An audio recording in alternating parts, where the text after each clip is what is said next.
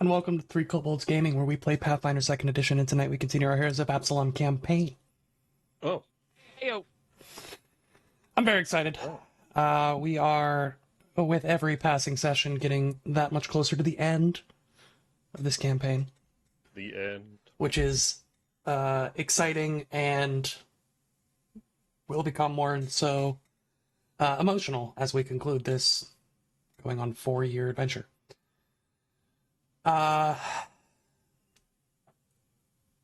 It will be going on 4-year, I think. No, we're past that. We're past 4 years. years. Yeah, we're way past. 4 Yeah, years. yeah, yeah. We're past We're 5 years. on the way to number 6, my guy. 6 years. We started in August of 2020. Ow. Which was actually and unfortunately over 5 years ago. Uh, that one did a little bit of psychic damage to me. Yeah, I understand how that can suck, but you know. So continuing our streak of excellence in terms of efficient gameplay. But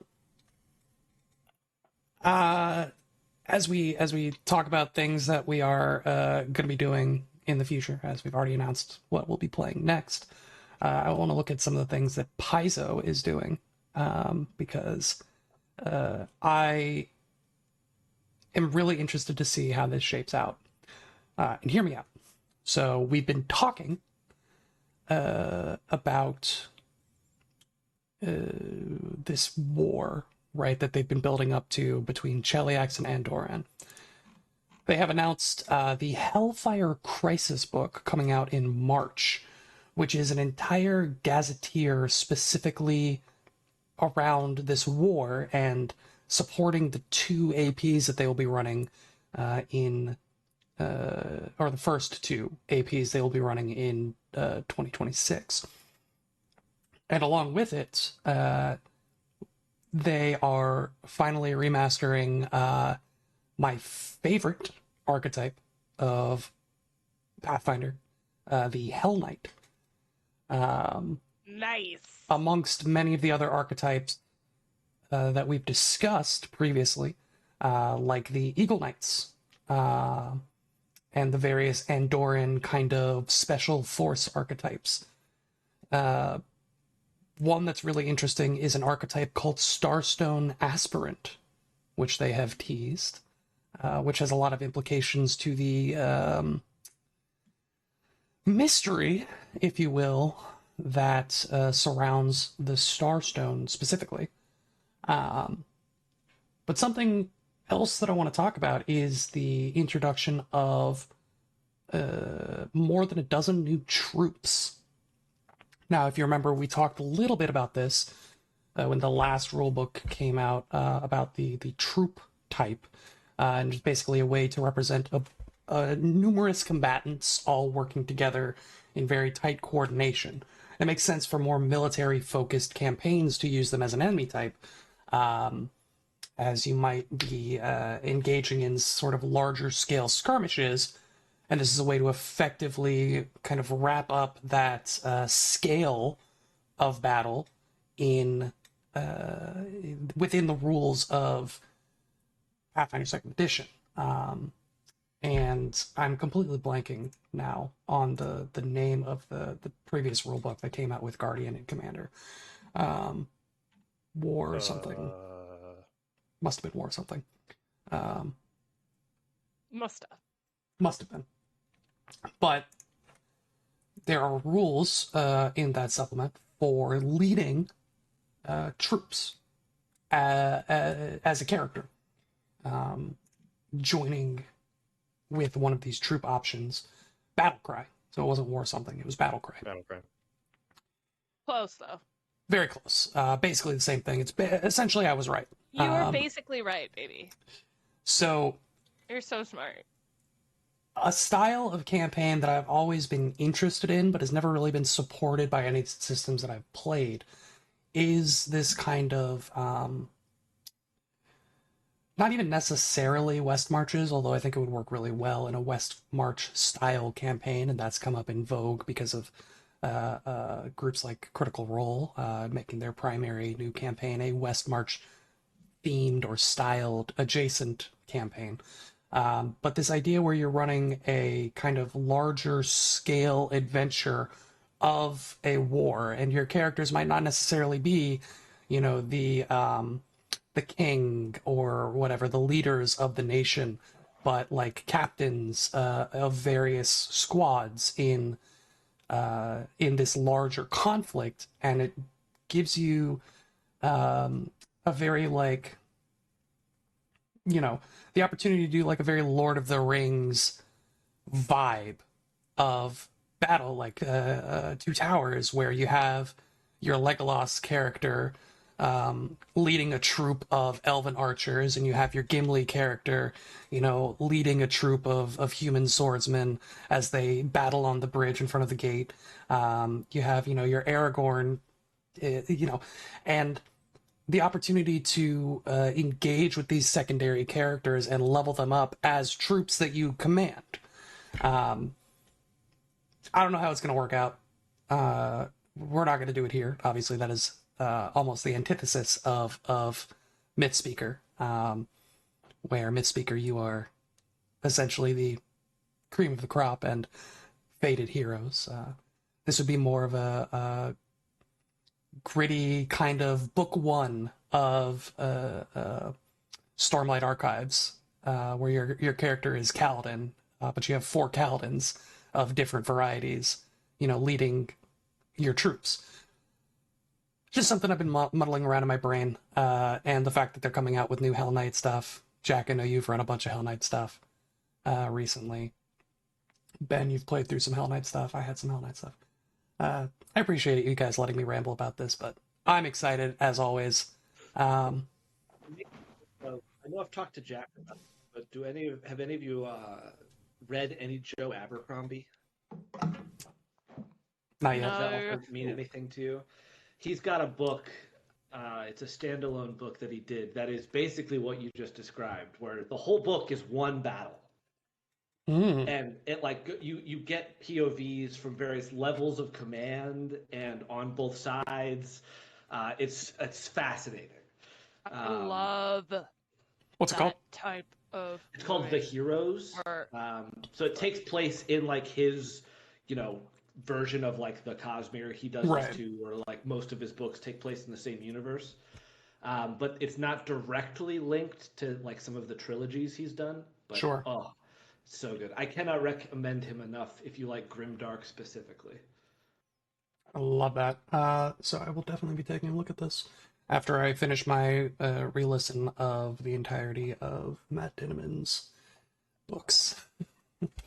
That's Dungeon Crawler Carl, baby. That's where it's at. On my list. I'm about to redo. I'm re-listening to the Stormlight Archives again right now, but once I'm done. Dungeon Crawler one day we'll indoctrinate Dan fully.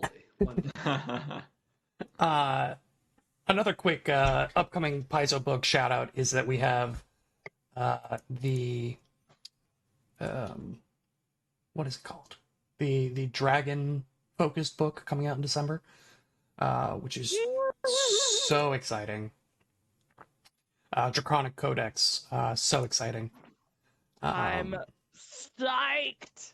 I just finished my dragon for Runfest, and I'm very, very hyped. And in other mythical news, the recently released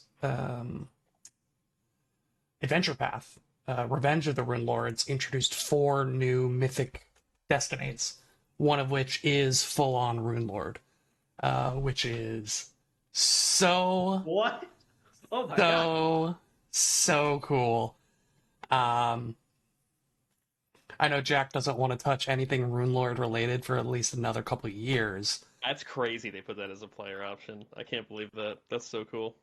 But it's very sick. Very, very cool. It makes sense, Jack, and I think it's in the player's guide with a little snippet of information about it. But here's how this works. Yeah. Yeah. And here's why it works. And the why it works is really interesting. I think you'd find that very interesting. I don't want to spoil it for anyone because it has obviously very heavy story implications. But why don't we just? I've been putting this off because we were in an interesting spot last week when we ended. But why don't we just jump in? Huh? What do you guys think? Jump on in. Last week, you coming off the heels of defeating multiple liches and even more multiples of Grave Knights, you scour the main chamber of Karnos's tower ruins. You find some interesting things, namely multiple dead prisoners,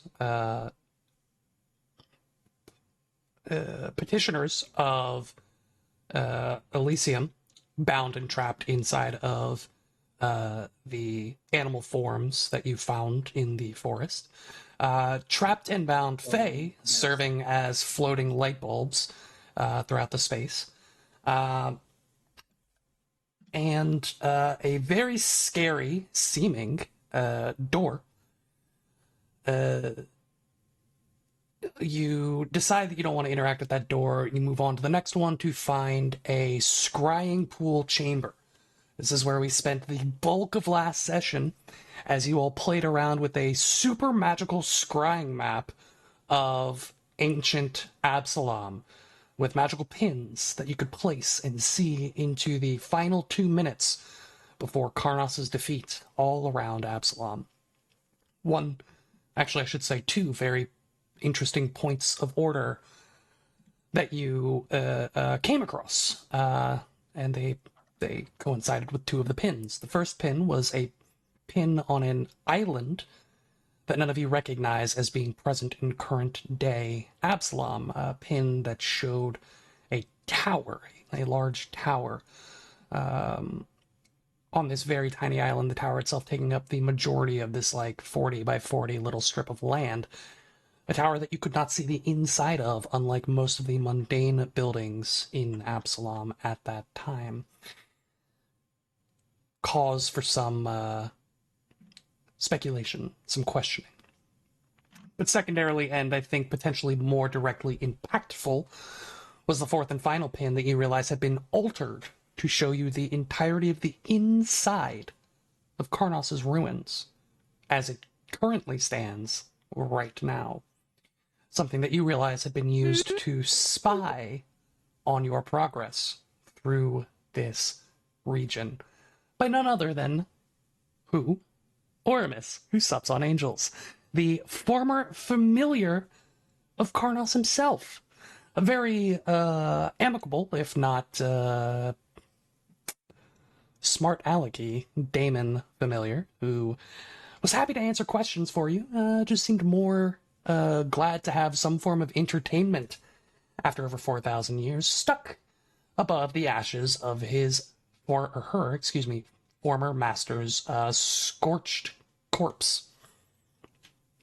Or what you presume to be corpse. There's some discussion, because you realize, based off of Oramis's answers to your questions, that the thing that you came for, the Radiant Spark, is in a chamber just beyond a secret passage that Oramis himself opened for you. But Oramis doesn't know what's down there. Has never been down there, was never allowed to go down there, and was never told what might reside within the chambers of the Radiant Spark. A bit of tension arises as you all decide what you would like to do. Some claiming that you should go into the library, check out the secret door that you were notified of by Oramis. Some saying that you should just get it over with. Go down, grab the spark, figure out what happens next. You all enter the library. There are 4 creatures in here, 3 of whom are seemingly stationary Marut, and one particularly badly injured, or at least badly tortured at some point, former angel who seems to serve as the librarian of this space. We come back to you now in this moment What would you all like to do? As Weaver, you see, and Twinkletoes as well, the magical auras around many of the books in this room. Could we step outside for just a second? Just one second. Sure. Weaver looks at the books longingly and backs No, out of the we room. can be right back. Just Yeah, backs out of the room. quick. Just for a conversation. Yeah. Fearon will make sure the door's closed, and then we'll start casting a bunch of spells. And be like, if we're gonna do this, I want to make sure we're buffed up, and I don't know how they're gonna react to spells, so I just wanted to do this out here. Fair. Hopefully it doesn't come to that, but what are you casting on us? Well, so here's my issue. If we're fighting, I want to cast a bunch of buff spells. But if we're fighting here, we definitely have to rest. This has been my issue with what we're doing. I just need to know what the plan is, to know what spells to prepare to cast. I think it's fine to fight here, rest, then do Radiant Spark. That makes sense to me, if we're going to fight here. If we fight here. I don't know that it'll come to a fight. It very well might, but we haven't even tried to talk to her. If we just assume the worst, but then my thing is though, like, regardless, if like we need to rest after this. That's fine. Oh yes. Yeah. Okay. 100%. I think honestly, even without you casting these spells now, we should rest before the Radiant Spark. That is kind of my stance on it. So casting these spells feels just a good planning. What do we think is going to set them off for a fight? I was worried magic might just being loud for the librarian. Maybe removing the books. No idea. Yeah, touching the books without permission.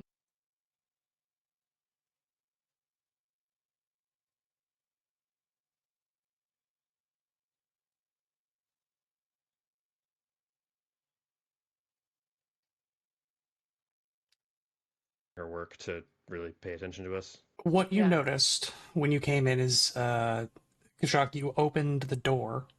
She turned her head to you, and you very quickly realized that she doesn't have eyes, right? She has those crystals that have replaced her eyes, but she still turns directly to her head, look at you. Kind of, you feel the sense that you are being analyzed. Right. And then she goes back to her task of what looks to you to be reorganizing randomly between books, shelf, bench, books, shelf, bench in this cycle. She did acknowledge us. Do we want to go ahead and recall some knowledge on these two types of creatures that are in here, just while we have this? I think we should do that as well. Yeah. I would roll Arcana.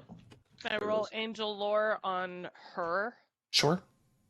Arcana on the constructs, or whatever those statues were. That weren't. I'll do religion on her.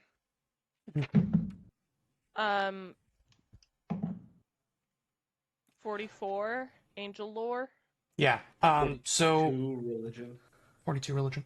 So Oramus told you upon your questioning about what guards, or it was something along the lines of what dangers might face us or who guards the library. She told you Ulresia the Blessed. You asked, and after some back and forth, got the information that she was at one point an astral deva, but is not anymore. She's something else. Okay. Right. In terms, so you're going into this with a baseline.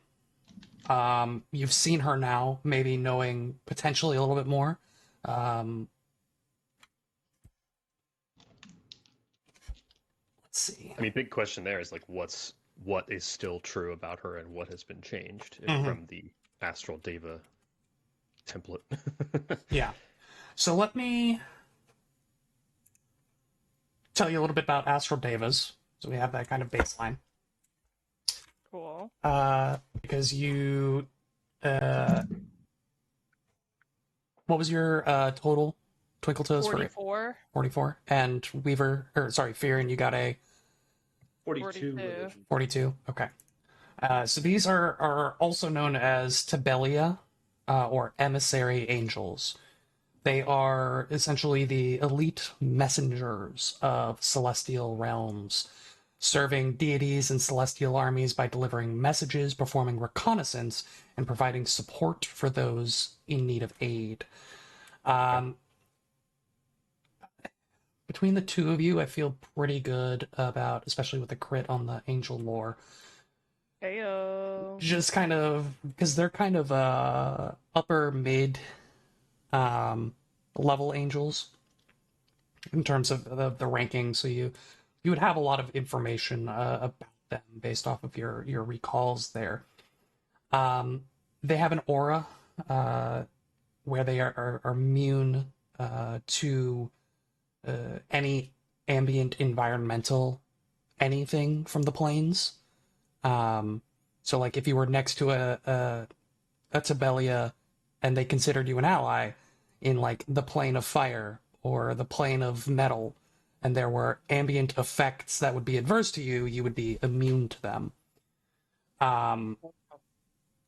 Additionally, they make it so that themselves are never off guard, as well as the creatures that they consider allies are never off guard in their aura. So they're kind of this dual, like, traveling and protection kind of vibe. They're divine spellcasters, but that can kind of range in terms of what spells they might have access to. And outside of that,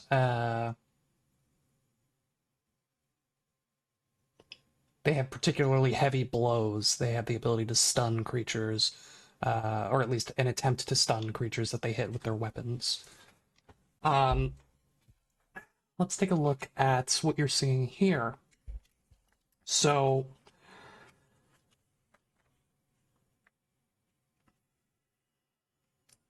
I think both of you would get the sense pretty quickly that she is a unique creature. The set of circumstances is hyper-specific in what has altered her from her original form. Mm-hmm. She has most likely still the ability to cast divine spells.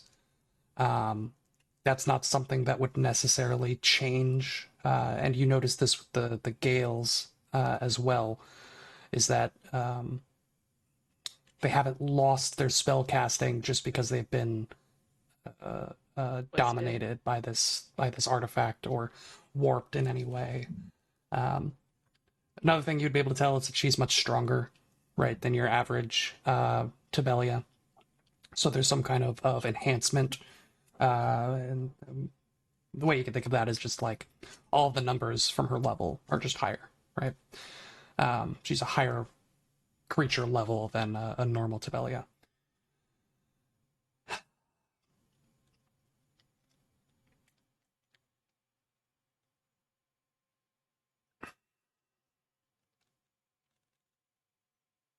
I would say you'd be able to gain one piece of information each outside of that. Mechanical information. Lowest save, please. Okay. Tickle those.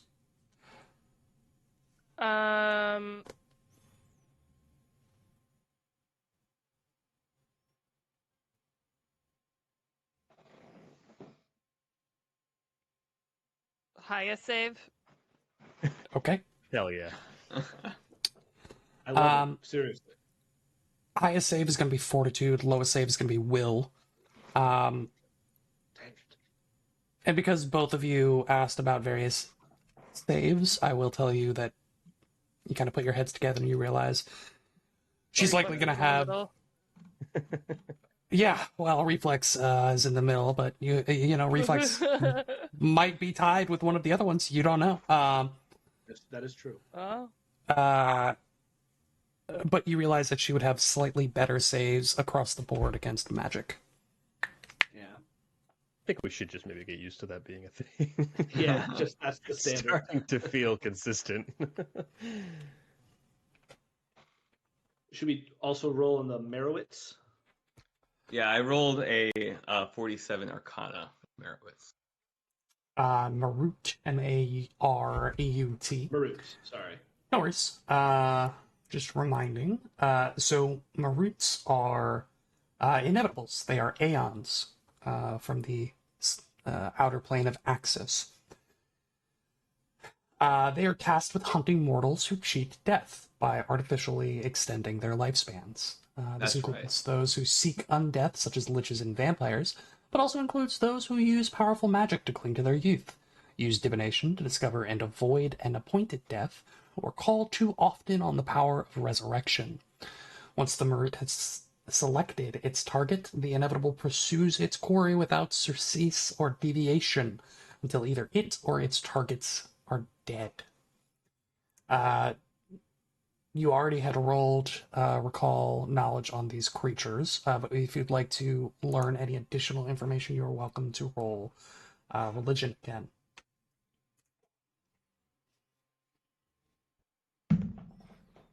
I got a natural 2.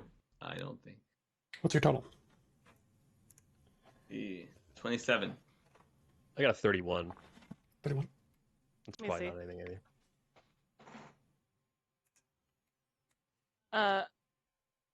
I also got a 31. No, 30. 30. Viren? What are we doing? Rolling religion on the Maruts. Marionette. That's a 38. 38.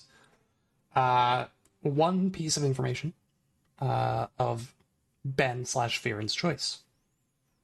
Lowest save. Lowest save. It is reflex.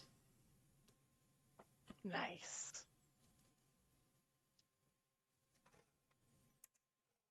If we find it. It's an odd calling for an inevitable, right? Hunt mortals who cheat death. I don't think so, because I think Inevitable's whole thing is they just like pick a lane and like stay in that lane. Their whole thing is deviations from the natural order of the cosmos. Okay. So some specifically focus on people who time travel. Some specifically focus on people who break magic. Some specifically target people who transverse outside of their home plane too often. Like they're all you broke the rules. Time to face the consequences. Exactly. Yeah. Cool. It just happens to be that kind of the making yourself undead or trying to extend your life one is falling into multiple people who don't like that thing going on. Maybe that's where I'm coming from. Is like Pharasma is the queen of that, and these creatures don't work with Pharasma. But I guess screwing around with the River of Souls is everyone's problem. Yeah, but whereas Pharasma would particularly deal with people who have died and those souls going to the wrong place, such as undead. This would be all variations of extending your life. Okay, gotcha.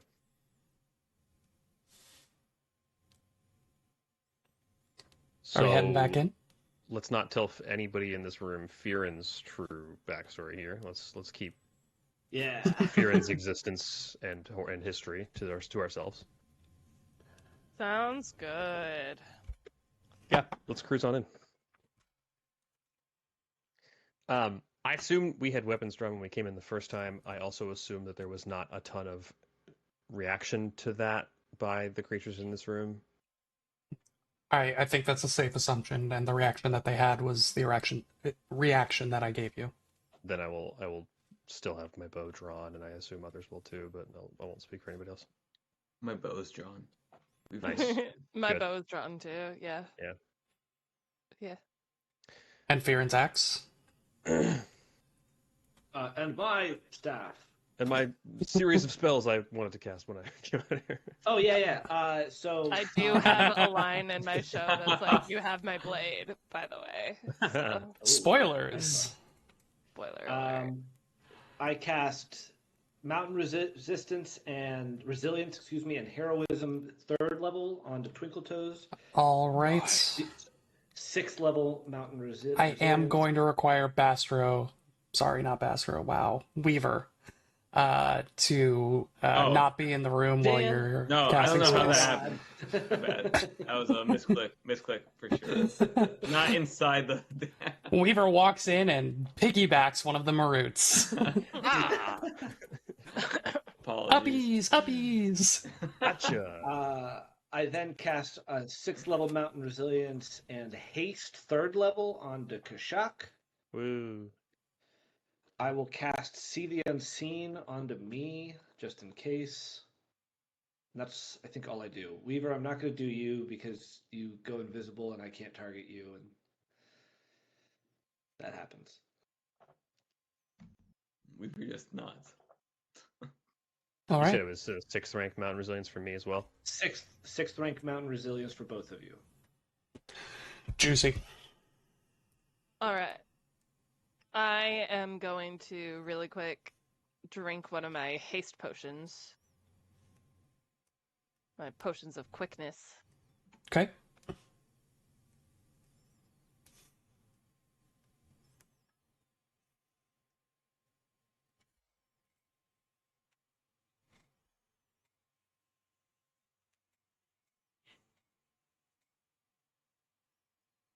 Well. Does anything change when we enter?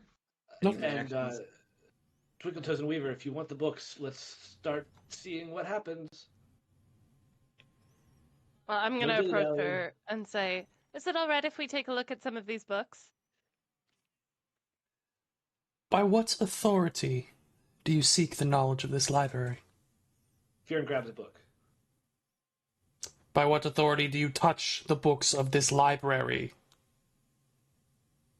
We come on the authority of the state of Absalom in hopes of rescuing its people. Roll diplomacy.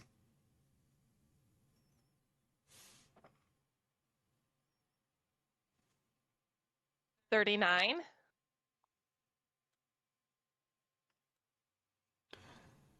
The state of Absalom is not authority I would recognize in this place.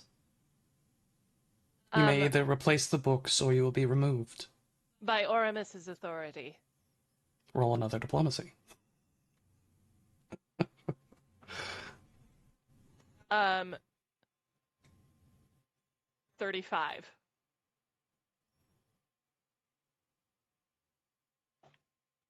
I'm sorry, this would be a deception check because you don't actually have Oramus's authority. Oh, shit, that's so much better then. That's a 42. For the first time on your re-entry, she turns to you now. And Fearon, I want to be very clear. She didn't move at all in any direction to face you. But the instant you touched the book, she said, on what authority do you touch the books of this library? That's spooky. She looks down. She's still hovering a bit off the ground. She gently descends and then takes a knee as she bends down, coming face to face with Twinkletoes. She reaches very slowly and puts 2 fingers around the necklace, the pendant that bears Karnas' sigil. Pulls it up to one of the crystals. Puts it back down. What questions do you bring that the library may suffice?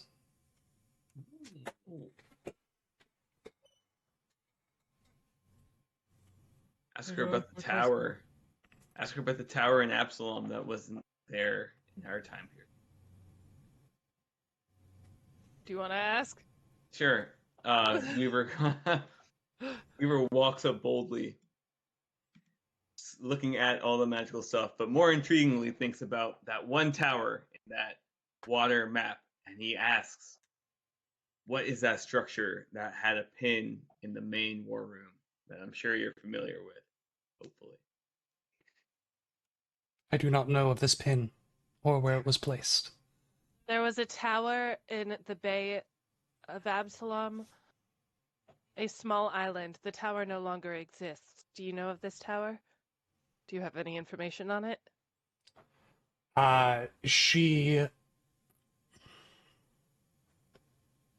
stands back up and lifts up and away from you, floating gently to the back wall, where she grabs what look to be multiple, like, rolls, like leather rolls that you might use for scrolls, but they're 2 to 3 times longer. She pops the ends and holds them out. There are 3 of them. She holds 3 now open tubes to 3 of you. Says, these maps point to where you speak of. Perhaps I know more. Weaver takes them. I'll take one out too. And as you take them out, somebody presumably taking the third, they are 3 different maps of ancient Absalom by 3 completely different cartographers. You can tell that the parchment that these maps are on is just ancient. And the moment maybe one of you grabs them and pinch a little bit too hard while you're unrolling it, just a corner shreds right off without any force whatsoever. Did someone say cartographers? I shouldn't have given this ancient paper to the guy with claws. And then he hands it over to Fearon. Throws it at Fearon. I think, yeah, without much issue, one of you is able to point out the island. And you realize that this map, all of these maps are labeled.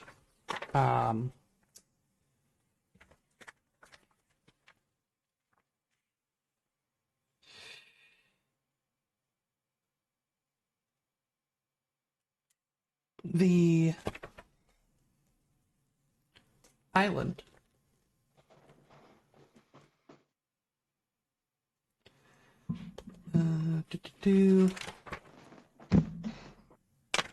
where is it?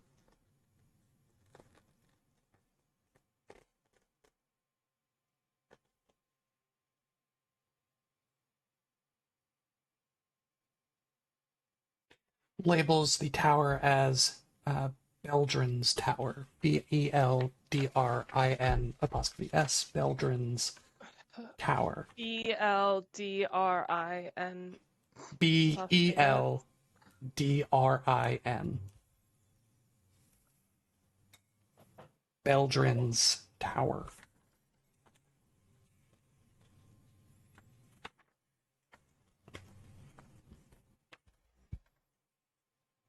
More ancient language than that. Yeah,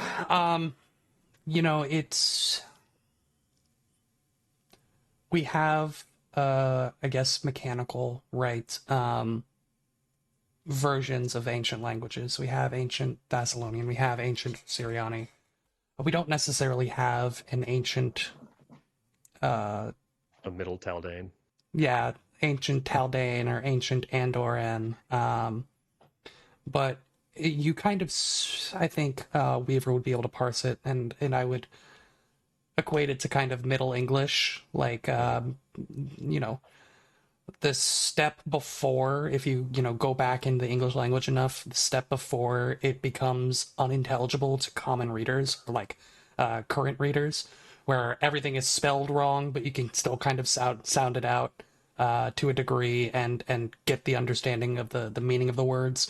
Even if the meaning of the words has changed, you still are able to tell like the vibe of the message, right? So it might be a little bit janky, especially to Kashak, who can't read, but to the rest of the party who, you have to spend some actual, brain power to kind of get through it. But fortunately, it's mostly just names, right? It's not like it's a novel. It's just labels on paper. But one of them is certainly in Celestia.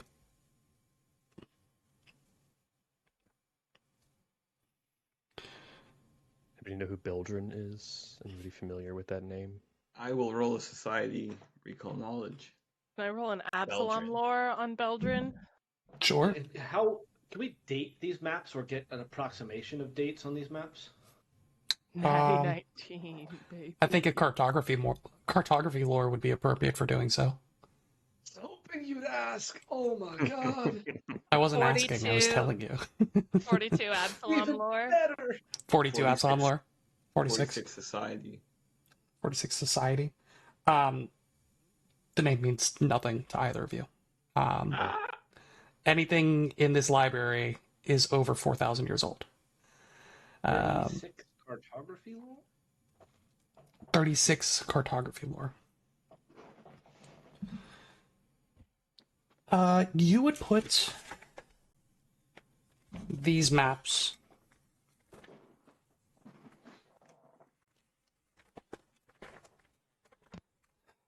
oh gosh.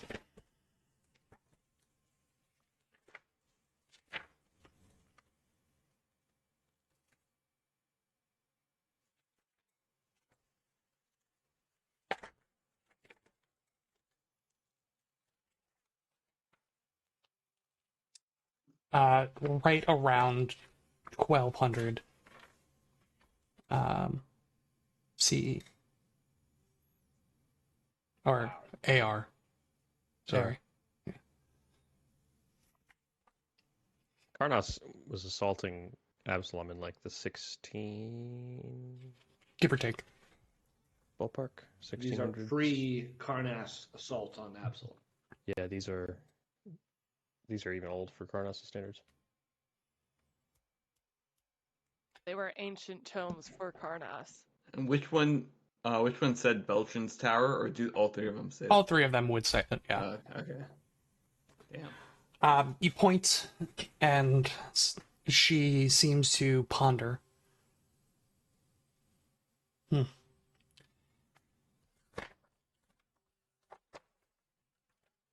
She goes, checks a few tomes, and you realize, again, that all she's doing as she goes through these tomes is pulling them out and then licking the spine. Dope. And then putting them back. I forgot about that. Pulls another one, licks the spine, puts it back. So she licked all three of these maps before she gave it to us? No, she did not. Good question. Damn. That's a good clarifying question. Kashako kind of whispered to the crew, I wonder how recent this tower would have been in maps. At what point did maps stop showing the tower? No idea. I've never heard of this Beldrin. I don't recall any towers on that. I mean, like, what kind of recall knowledge would that be? Just basic? What question are you asking? I already rolled society on Beltrim, but maybe I should roll. I'm gonna roll Pathfinder lore on Beltrin's Tower. See if any records that Weaver might have picked up on. It's actually not bad. How's a 44? 44. I am sorry to do this to you again. Pathfinder lore relates to Pathfinders and not anything that the Pathfinders may have written about. Pathfinder. So, like, was Beldrin a Pathfinder now? Yes, yeah, that would be the kind of information you would get potentially from a Pathfinder lore. Okay.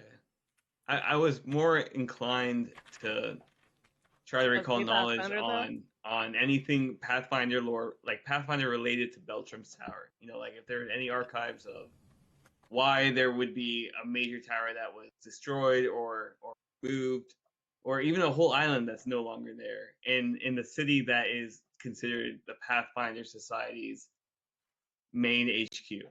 Sure. That would be Absalom, in my opinion.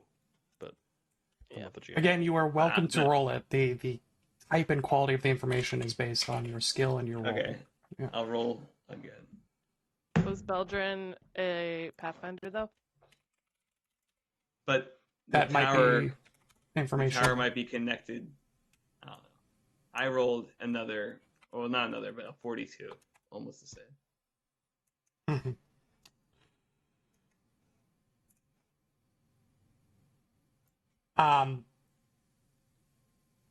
You begin thinking about it, and you very quickly realize the Pathfinder Society was not founded until 4307 AR. Oh, shoot. Well, so there is 0 touchstone for the Pathfinder Society and this information. In fact, this would be information of insane value to the Pathfinder Society. Anything in this library would be a treasure trove to the Society. Yeah, an entire island and tower in the middle of Conqueror's Oh, so Bay this that is no one's heard of. This is the best day in Weaver's life. Weaver's not only very happy to learn all this, but he's also trying to figure out a way to get all the books. I mean, we just got to start dumping them into the bags of holding. But I want to piss off the. I think we're gonna piss her off. We gotta kill her. Weaver, the only way you're taking a single book out of here, I think, is if she's dead. Is it ethical to kill somebody? Yeah. I think we gotta kill her. Fearon still has the book in his hand. He will put it in his backpack. What does she do? Nothing. Anything? Nope. Okay. Fearon looks at Weaver. Weaver looks at the bookshelf right next to him. What's the nearest magical? I want to quickly remind you of the interior of this space, and secondarily that she's still going through searching for information based off of your request on Beltran's Tower. There are tens of thousands of books in this library. Oh. All of these walls are 30 feet tall, with virtually floor-to-ceiling shelving, except for this back wall. This central bookcase is a column that raises an unknown distance into the air, into darkness above you, with 2 sides filled with books. Oh yeah, I was not picturing the scale. Okay. It would be literally impossible, with what you currently have, for you to remove all of the books of the library. Yeah. But you know what's here now. And she didn't seem to care that you were taking a book. So again, what is the nearest spell book or magical scroll on the wall? Pick a direction. Aura. It's to the point where that doesn't matter. Move 4 steps to your right, there's a magical book. Go 5 feet up, there's a magical book. 7 feet that way, magical book. Oh no, 7 magical books. So every I thought it was every other magical, but it's literally every book. Not every book, but there's magical books everywhere. Enough mixed into the thousands of books that you take a step or two and you've found another one. Enough that a detect magic isn't really identifying specific spaces, specific 5x5 squares for you, because all of the bookcases, all 5x4 squares of all of the bookcases are lit up, because there's something magical somewhere in there. So I guess a more specific question would be, he looks at the nearest magical book. Mm-hmm. Sure, it's a spellbook.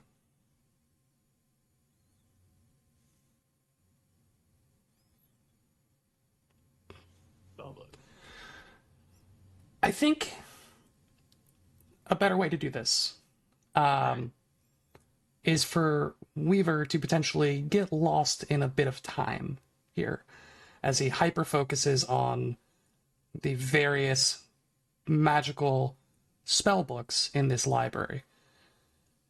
As you begin to take a mental note, flipping page after page through these, putting them back, pulling another one, page, page, page, put it back, pull another one, page, page, page,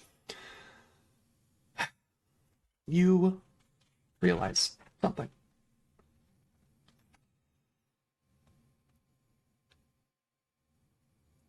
There are too many of these tomes to list individually. Because across the cumulative knowledge of spells in this library,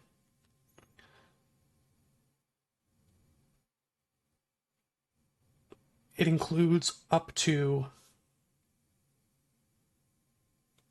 all 6th rank arcane spells.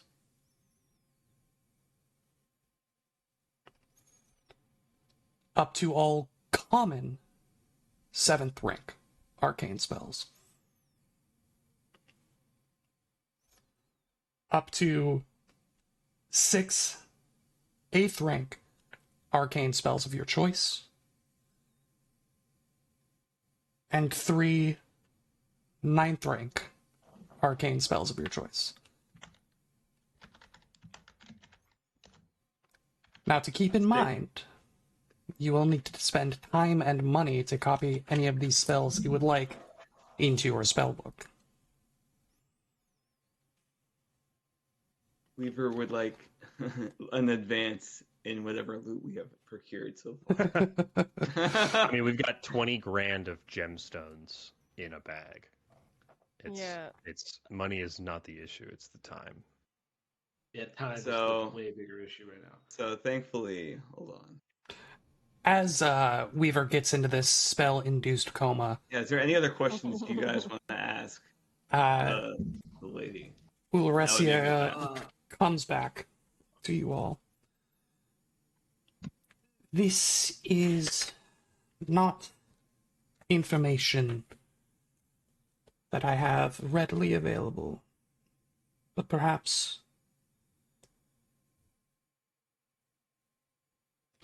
if you check Karnas's personal library, you may have better luck. She secret door flies this direction, touches the Marut on the shoulder here, who pulls back one of the bookcases here. Pulls it back like 10 feet. Secret tunnel! She then steps up to here, places a hand on the stone wall, and then a 6 foot tall, 4 foot wide section of stone drops into the ground. Weaver, if he was paying attention, would realize that she cast a spell to do that. I look up and I recognize the spell. Or do you want me to roll for it still? You'll still have to roll for it. It was definitively not an arcane spell. Oh, okay. How's a 42? 42.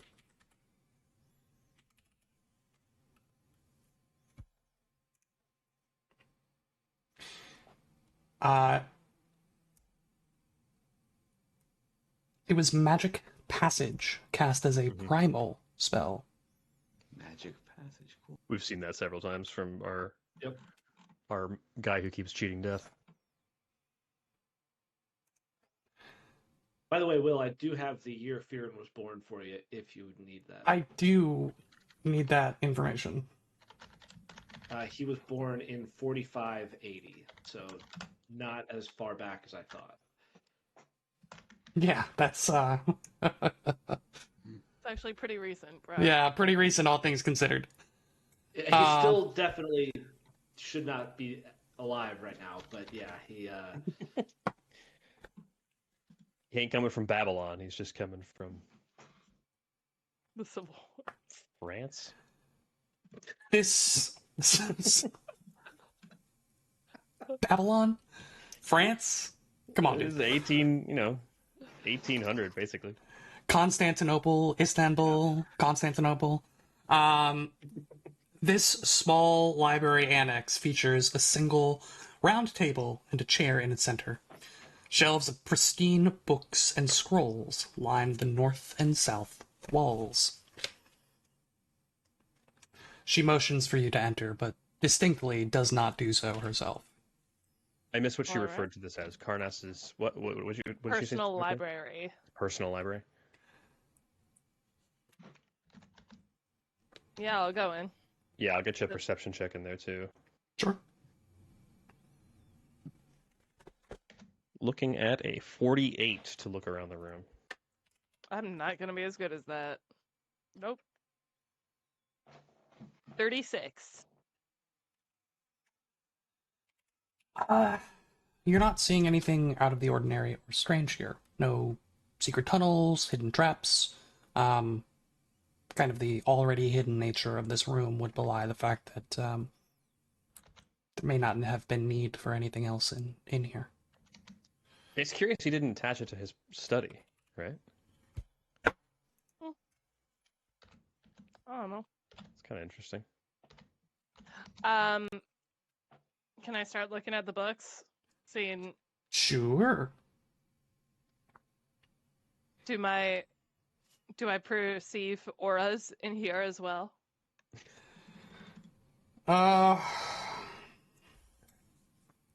Any auras? Any auras? How many auras do I see? Any auras we gotta worry about here? Auras, you say? What's the aura situation in this room? Okay.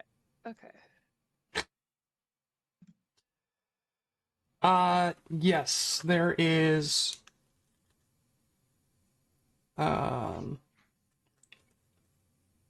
two magical auras in this room. I'll check those out. Before Weaver can even enter the room, I go find him. He's too distracted by books.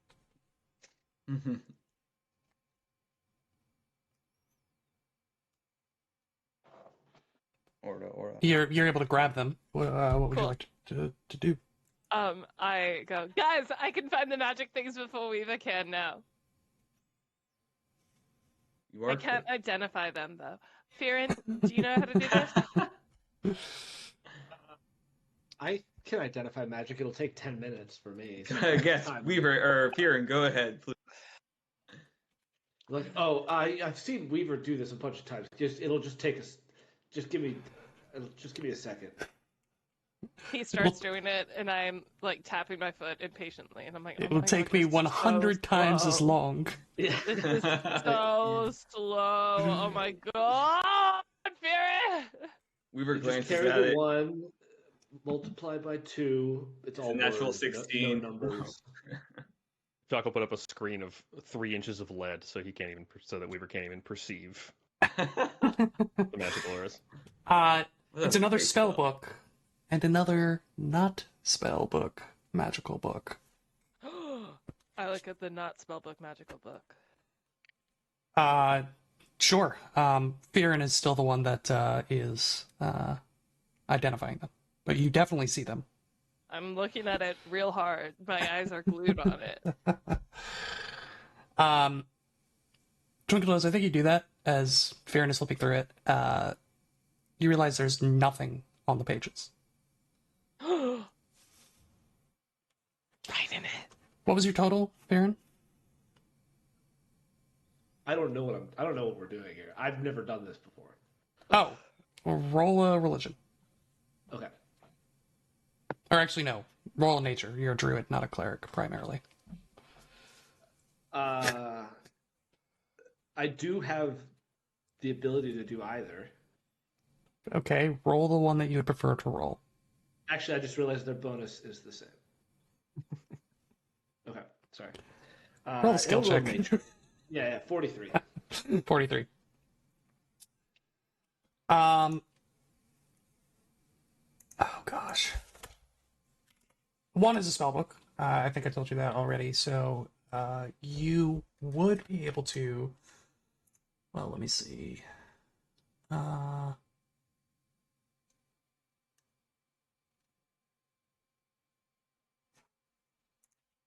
Actually.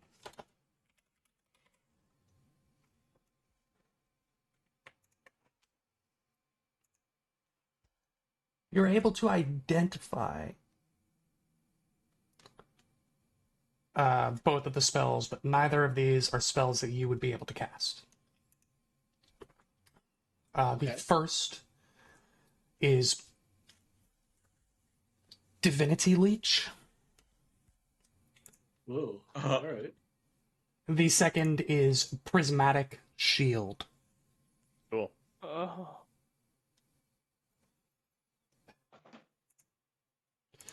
Divinity Leech is 30-foot range, 2-action cast. You disrupt the connection between a divine caster of a deific servitor and their deity, blocking their use of divine power. If the target fails its save, it is fatigued. For the spell's duration, whenever the target casts a divine spell, you regain 6d6 HP, and the target must attempt another will save with the following effects. Critical success, unaffected success. Each target of the divine spell has an outcome 1 degree of success better than the result it rolled. Failure, the divine spell is lost and the target is stunned 1. Critical failure, as failure, but the target is stunned for 1 round. So you cast this on a divine spellcaster of any nature, and they have to roll a wisdom or a will save for each divine spell they cast.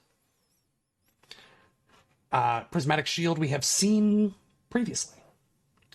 It is a 1-action, shield-sized shards of multicolored light manifest in the air around you, each rotating quickly to intercept attacks. Melee attacks against you impact a randomly colored shard, subjecting the attacker to a random effect from prismatic spray. Additionally, the shard automatically blocks physical ranged attacks from the size of spear or smaller, such as arrow, bolts, javelins. And you gain a +2 circumstance bonus to your AC against attacks with larger ranged weapons. Any spell that targets you requires the caster to succeed at a counteract check against your spell DC, or it fails to affect you. So this is a rank 9, you barely can hit me for 1 turn.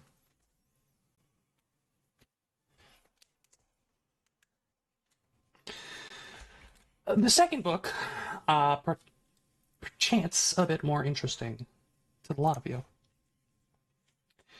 It is an item known as a possibility tome. A book with an array of semi-precious stones is set into the ornate silver and beaten copper over this thick and weighty tome. If you open the book before it's been activated, its vellum pages are blank and pristine, but once activated, words dance and swim onto the pages before your eyes. 10 minutes.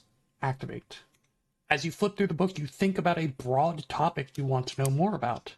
Choose one skill: arcana, crafting, medicine, nature, occultism, religion, society, or a single subcategory of lore.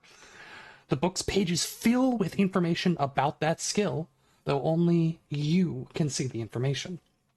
While the pages are full, you can spend an interact action perusing the book just before attempting a check to recall knowledge with the chosen skill. This grants you a +3 item bonus to the check. And if you roll a critical failure, you get a failure instead.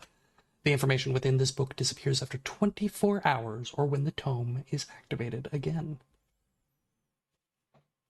That's so dope. Pretty cool.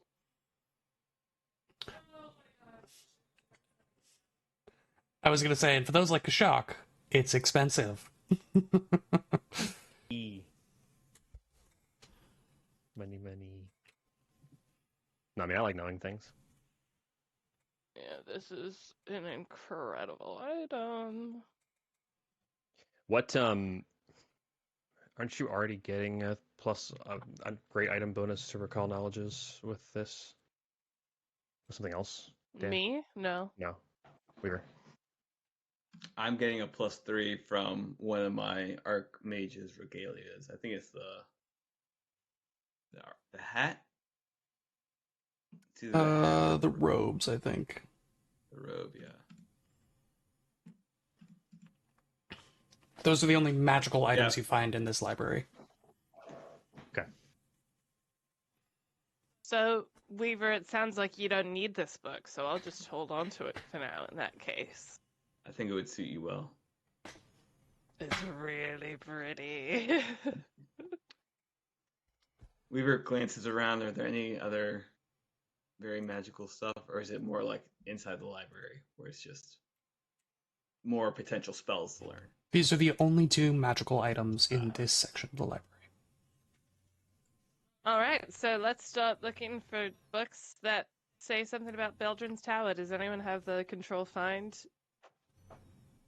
command on their interface? Weaver casts Control F. I'm sorry, that is actually an 11th rank spell, which you don't have access to. I cast Dewey Decimal System. You are, in fact, not a power user in this universe. Yeah, research is going to take time. How much time are you taking to research? It usually takes like hours, right? So, I don't know if this is worth doing right now. I need 90 minutes to learn 6 8th rank spells and 3 9th rank spells. That sounds like awesome resting downtime. Yeah. Activities. So, should we rest in this little pocket library right here? It's not a bad place. Yeah. Here's my question. Are we going to eventually take everything out of this library and give it to the Pathfinder Society? Yes or no? Yeah, probably. Yes. Then I think our best use of time now, or one of the better uses of time now, is testing how we're going to get these books out of here in regard to the resistance we're going to receive from these creatures. If we're going to have to kill these creatures to get books out of here, we may as well just do it now. But, True. So let's put a few of these books in the bag of holding. Mm-hmm. Can we do that after I learn the spells? Well, you can hold on to those for a second. I'm going to put a few just like random books in my knapsack of halfling kinds bag of holding pouch, or a spacious pouch, whatever it's called. And sling it over my shoulder and stroll out the door. Okay. Go pet Sheethra. Do they react at all? Nope. She goes back to tending the library. I'm so confused. I think because we told him we had Ormus's authority, we can sort of do whatever the fuck we want. Kashak will do the same. He'll take a couple books that Weaver points out that he really wants, like spell books. He won't put them in a bag. He will just walk out with them in his arms. Okay. And there's no resistance to this? All right. So, I mean, I think we're chilling at the moment. I think we're done here, except for taking the books out and then doing things with them. Is that accurate, or was there anything else we wanted to do? Let's go ask her if there's anything about the Radiant Spark in there. Sure. And Beltram's Tower. She said she couldn't find anything about Beltram's Tower. She said we could check in the personal library, but she would not go in there. Yeah. And if we're going to take stuff out, like, we might as well just take stuff out that could be about Bertram's Tower and then move on. Would you... Bertram?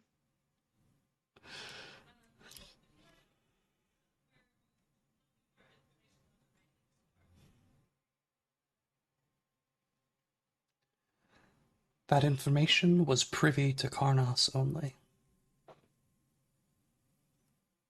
Maybe in the secret library then. So, like, in the secret library, or like it was like in his mind, or like he wouldn't write it down. If he wrote it down, it would be in there. All right. Weaver scours through the remaining books. I'd also like to remind you that Ormus told you everything about the Radiant Spark. You have the stat sheet for it. If there's specific like history information that you're looking for, that might be a different thing.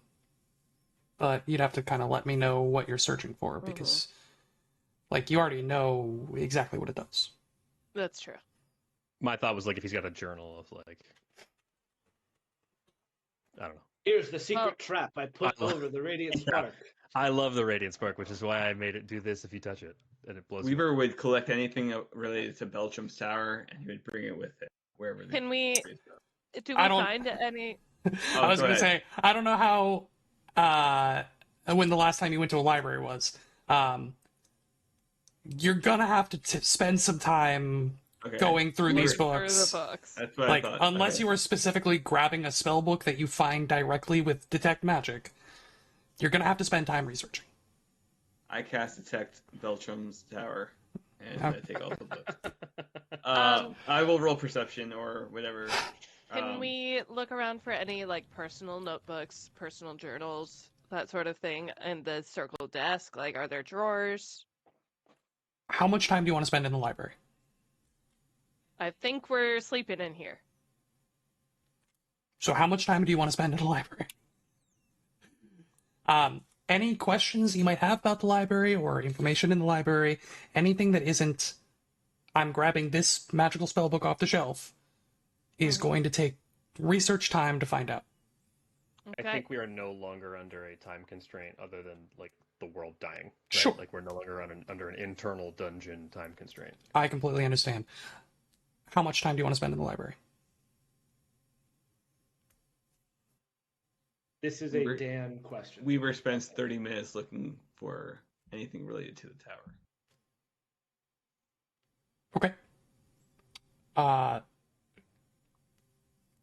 Speed read feat. Do you have any relevant skills you might use to aid in your research? Yeah, I think society has that. I don't think it's a feat. I think it's just an action. It's just like. Oh, you mean create forgery? Decipher writing. I guess it's more. That action find Beltran's tower. I mean, yeah. I guess I'll just roll perception.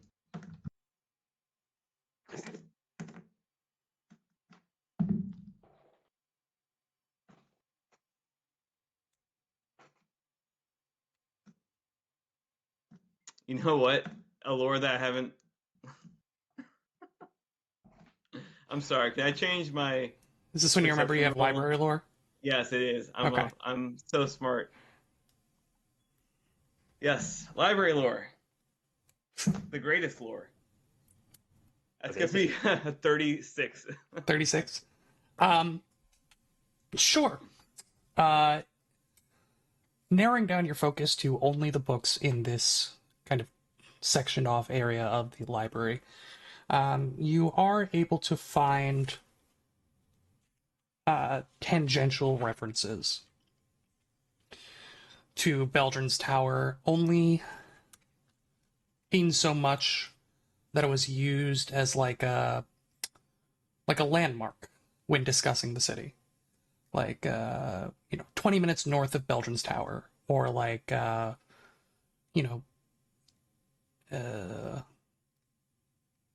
prior to the Precipice Quarter, because the Precipice Quarter only recently came into existence, the city walls were further north, like where that northern line of the Precipice Quarter was. So it might be like when, coming up the coast from the south, you'll see, Beldrin's Tower about an hour and a half away from the city of Absalom before you see it. You'll know you're about an hour and a half away. Tangential references, but nothing definitive about what Beldrin's Tower is in that time.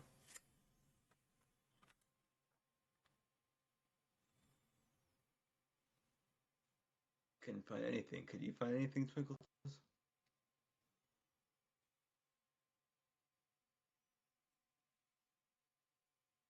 I was just sort of staring off into the distance. I wasn't really looking, honestly. I kept getting distracted. These books are really dense. Do I find anything rolling Lore Master lore? You're welcome to try. Natty 17 for a 40. Between your efforts and Weaver's over the course of this 30 minutes, both of you begin to realize that the sheer density and amount of material in this library is going, even the smaller section, is going to prove to require significant more investment. You think maybe days before you get actionable information. I think this book is mostly about snails. Were there snails in Beldrin's Tower? Beldrinicus snailicus. It looks like a forest snail of some sort. I don't think this one is going to do. I have some logistical questions that may help us in this moment. Yeah. We're planning on long resting. We can only do so and regain spells after 24 hours from our last one. What time is it right now? What an amazing, excellent question. Let's see. You would have come here like 8 o'clock in the morning. We did that, and then you rested. We did that, and then you rested. Then you did that, and you rested. We've done like short rests a couple of times. Yeah, you've done a couple 2-hour-ish rests. You came in here, did that, and then rested. And then talked to Oramis, and then throughout this, and then an additional 30 minutes. 6, okay, 8. So it's probably about like 4 p.m., 4:30 in the early evening, So late afternoon, early evening. We have 8 hours before bedtime. Give or take. Yeah. Hell yeah. I see no reason to not spend all of that minus any time Weaver wants to spend learning spells from the spellbooks on this research. Let's do it. Because it is officially rest 30. Probably rest o'clock coming up on rest 30. Rest o'clock. Yeah. Quarter past rest. Quarter past rest. Fear, I assume we're not sleeping in the haunted fake nature fairy prison, right? Oh yeah, Fearin would sleep in the jail cell before he does that. All right, so let's go to bed in the. So you're sleeping in the jail cell. So you're sleeping in the jail cell. If everyone else is going to the fake nature, then yeah, Fearin would sleep in the jail cell. We're going in the personal library. Here's a picture of the possibility tome, by the way. Whoa. Oh, it's so pretty. Yeah, it's cool.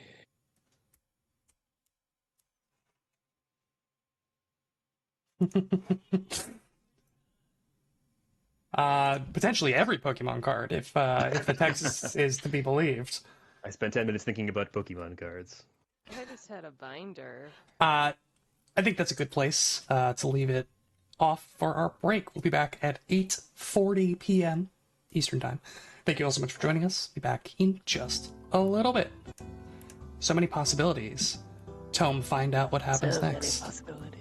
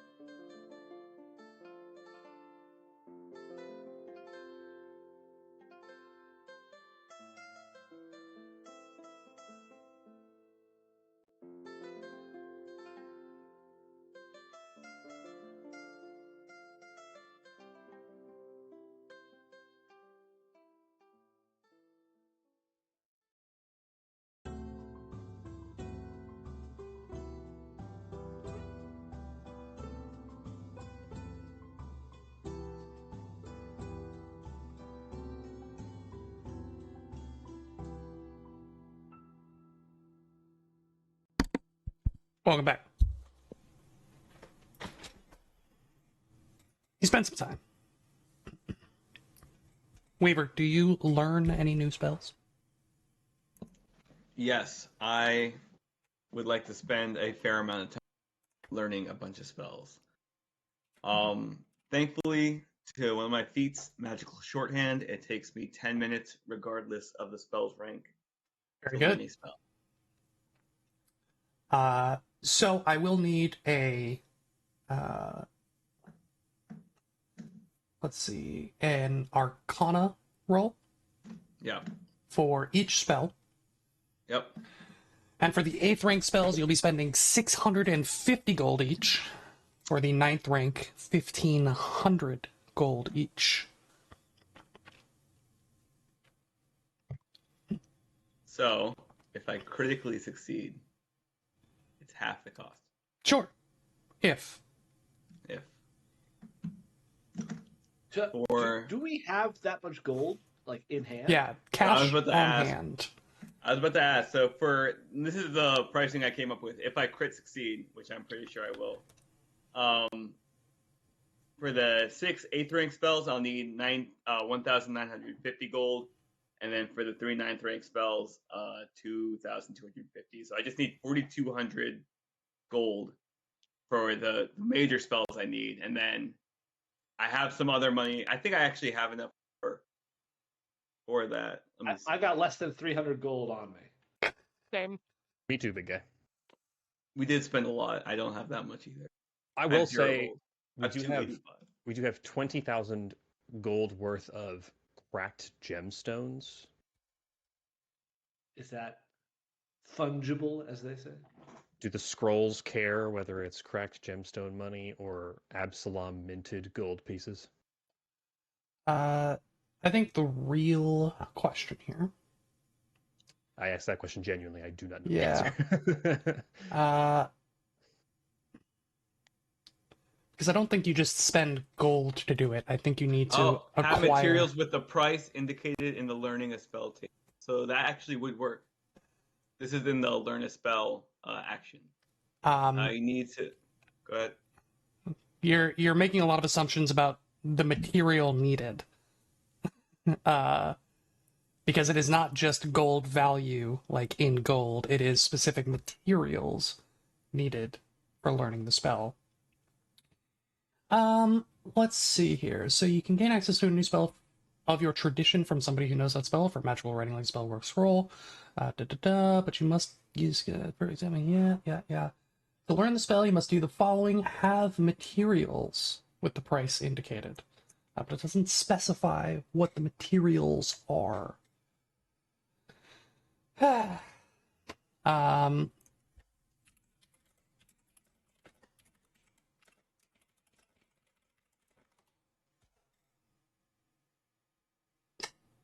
Gold for materials.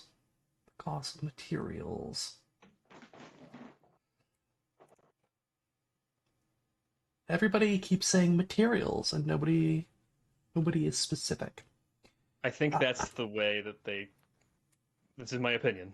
Mm-hmm. I think that's the way they talk around not just throwing gold pieces at your spellbook until it puts a new spell in it. I think that's like the in-lore explanation of like how this works.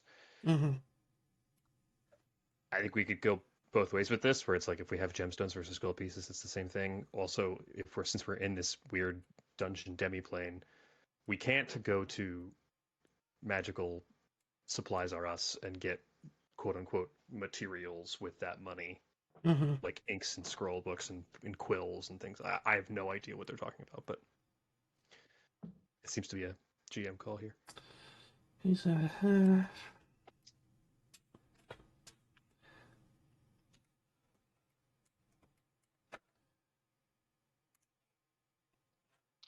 Yeah, this is a weird one because it's so ambiguous.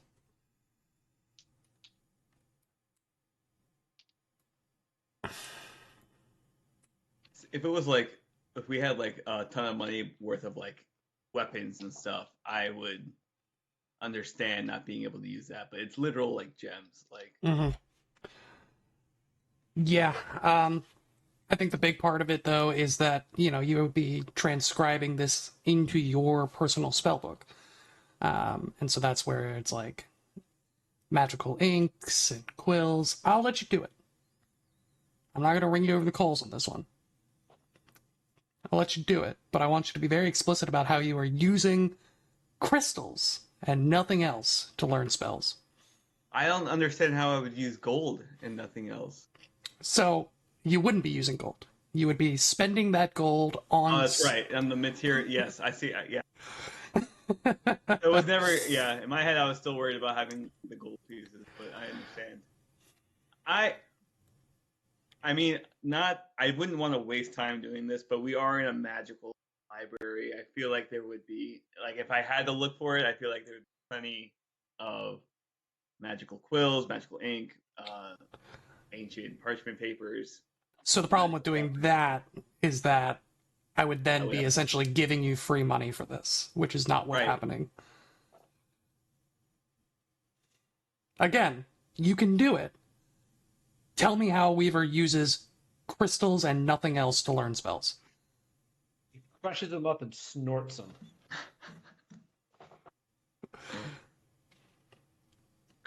Weaver will go. What was the name of the librarian one more time? Ulresia the Blessed.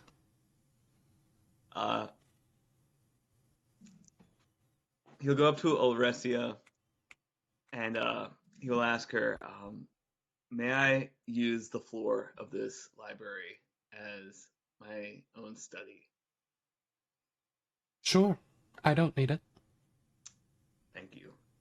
And immediately he will open his it doesn't take any time, I don't think, to upgrade my Endless Grimoire of Major to True, unless I'm not reading something or I'm missing something. What do you mean upgrade? Like, well, not upgrade, but like, I just want to use the new spellbook now that I found instead of. You can prepare from both spellbooks. I guess that's true. Okay, yeah. So he'll using the True.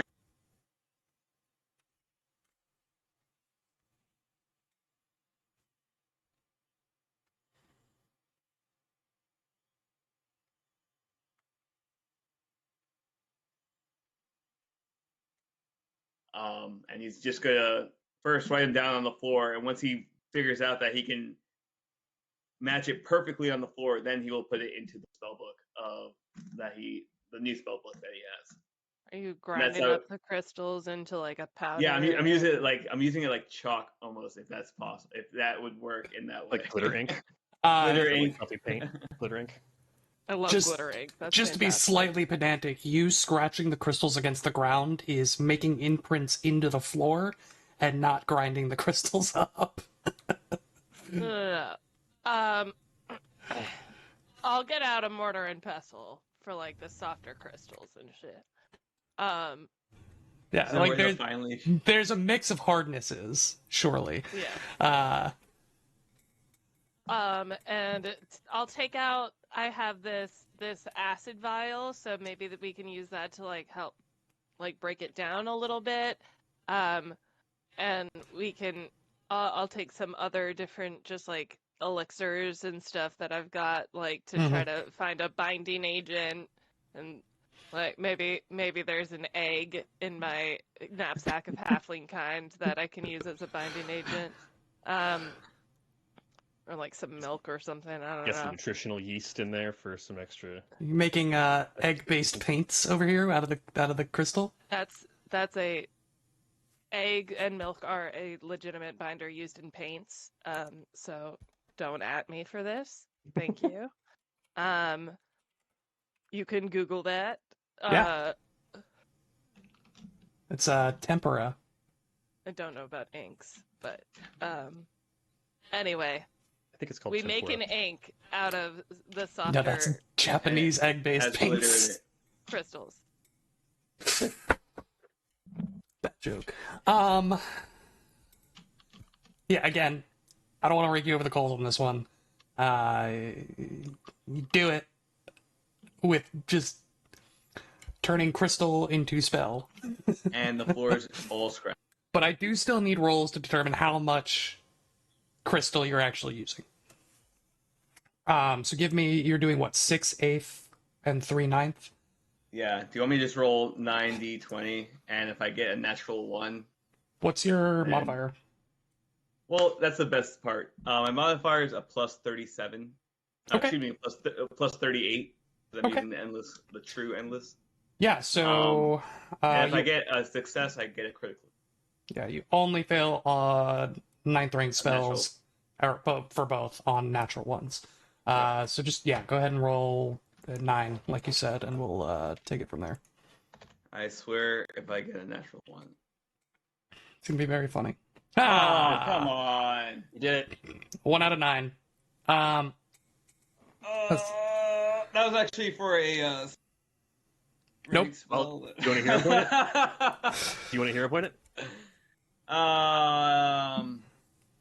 Yeah, I do, actually. And All right. I'll just... If I get another natural 1. Okay, a 5 works. Can you, like, not say that shit, though? Like, I will. You did, in fact, directly jinx yourself in that moment. I knew it was going to happen. That's what happens if you do anything over 1d20. It's guaranteed at least one natural. No, it's just if you say that shit out loud. It's baked into the programming. So he learns 6 8th rank spells and 3 9th rank spells, which obviously I know. What spells? That's pretty crazy. I'm just holding it as a surprise for you guys. No. Which spells, bud? You're doing this in front of everybody and practicing. I made the glitter ink for your gel pens. Tell me what. Obviously he's gonna learn. Obviously. None of the uncommon. Let's see. Yeah, confusing colors. Obviously. This is 8th rank, so he's learning 6 8th rank spells. 6 versions of confusing colors in different colors. He's gonna learn Earthquake. Good one. He's gonna learn Rainbow Fumarole. That sounds cool. I saw that they made that on Bake Off, actually. I guess so. Are you sure it was Bake Off, not Great British Baking Show? Uncontrollable Dance. Sure. Unrelenting Observation, and Whirlpool as the 6th spell. Whirlpool. And then 3 9th rank spells. This is crazy.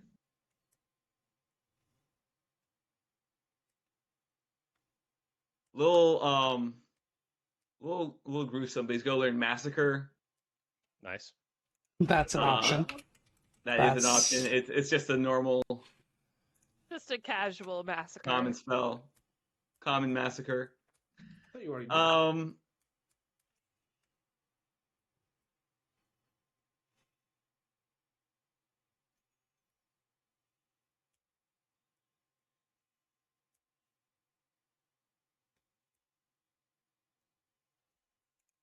Okay.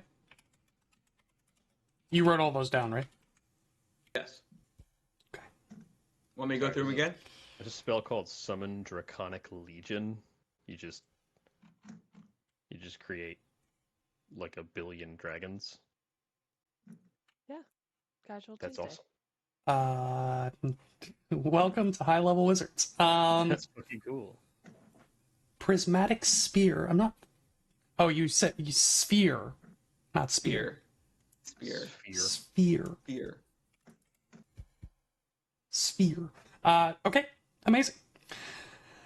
The rest of you are looking through the library for information regarding Beldrin's Tower before Weaver eventually rejoins you. That's 4,200 gold. Peace. 4,200 spent, recorded. So glad that's not going into scrolls. Well, if you think about it. No, I don't think I will. The culmination of your research brings you not but a single reference to the usage of Beldrin's Tower.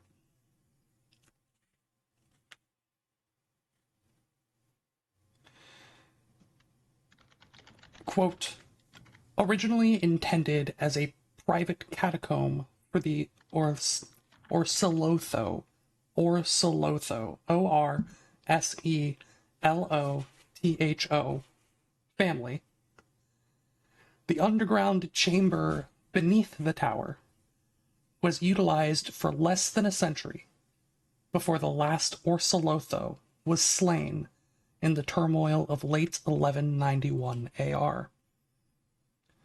It would later be purchased by Masura Kinsedrian. Woof, these names. Ancient Common's a little hard for both you and me to parse. And utilized as a subterranean temple. To who, you might ask? Norgorber. Before the events of late 1412 AR, after which her and her cultist's fate is unknown. See the map in the appendix relating to the crawling tide. You look to the appendix, and that search is fruitless as the page has been torn out or otherwise destroyed. Karnas.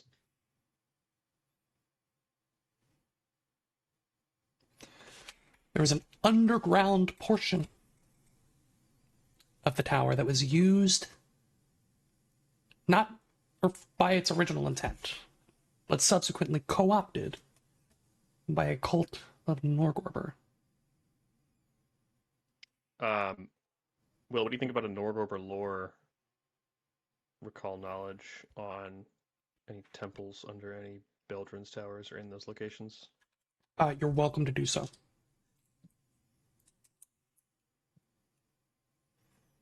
There's a 39. 39? Norgorber lore.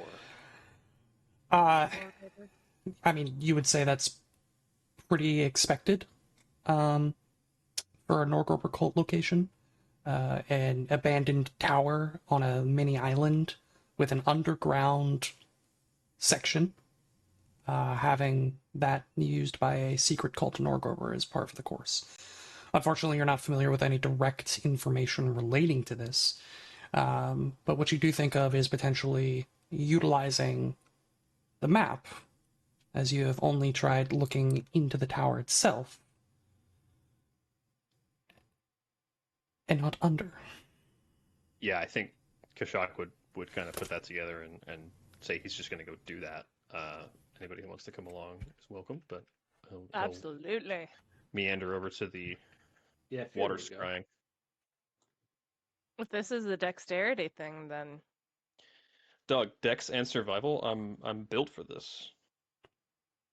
I created this character just to do this thing, this puzzle. Is this happening during Weaver's 90 minutes of Yeah, get out of here, Jillpen.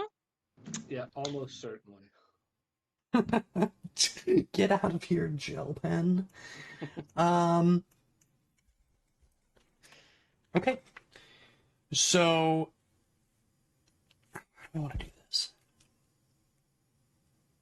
What pin should I move? Should I move the Beldrin's Tower one? Or should I move the... There's one we're moving, right? The one that you've previously moved to see was the one that you were in. We've introduced that it would only work inside the realm of the tower and its ruins. That pin, because it was showing specifically current time. That's right. It's altered. Okay. It's been altered, so you'd have to use the one. Any of the others. They're all identical. The other three would suffice. In this tower to show current time. It is altered so that when placed over the tower in the ruins, it shows current time. Otherwise, it works like the rest of them. And shows Absalom the loop. Okay. I just don't want to lose the pin on Beldrin's Tower, so I think that he would use the pin we had already been using. Because if I remember correctly, we kind of took it off of a place that we didn't really care about. Mm-hmm. And the other from the center of the square or something, the intersection. Yeah. Just try not to fuck up the map for people. We use that one. Kashak, could you give me a Norgorber lore? You got it, big boy. Coming up.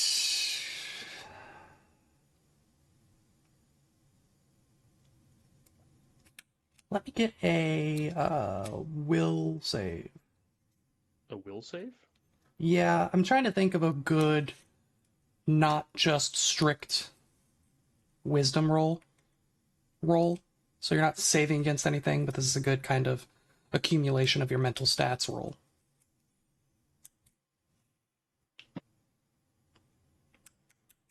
33. I think as you're moving the pins around, you would quickly realize that he had pins on the only 2 locations inside Absalom that he couldn't directly see. Using the scrying map. The tower and the Temple of Eridan over the Starstone. And so as you're thinking about it, you realize that potentially his fascination wasn't so much due to the fact that it was Beldrin's tower, and more due to the fact that it seemed to be magically warded in a particular manner. And as you move the pin, give me a survival.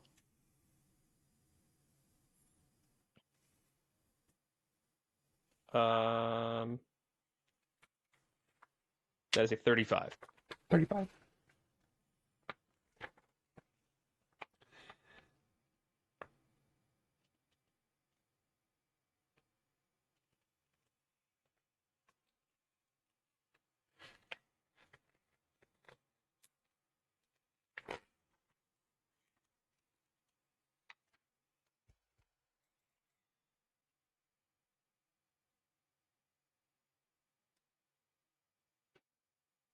You begin searching beneath the ground. It takes you a moment. You find what appears to be a wine cellar as the view suddenly clicks in upon activation for the first time in this area. You see rows of barrels and racks laden with wine. More importantly, you see what appears to be one of the racks has been pulled open, and a depression in the wall has been swung open, a secret door being opened in the last few minutes. And as you're kind of watching there, you see a few figures rush down the stairs leading into this wine cellar, through the wine cellar, and further in through the secret door, descending into a pitch-black tunnel beyond, seemingly fleeing whatever coming battle down into the presumed safety of the secret chambers below. You follow, maybe with the pin, and making small incremental movements, finding that the secret passage at the back of the wine cellar leads to a spiraling staircase that descends fairly deep.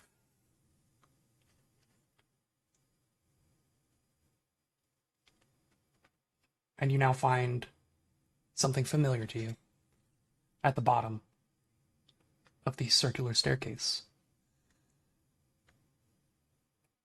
A small temple to Norgorber, with a single table and 6 chairs, 3 seated on each side, perpendicular to 2 statues of different aspects of Norgorber, the Grey King and Skinsaw, specifically.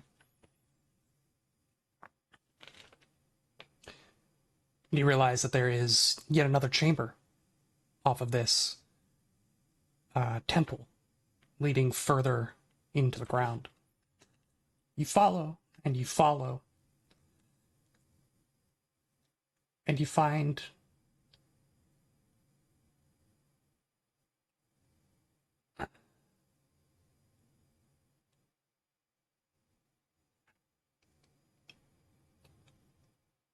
an almost like sewage system.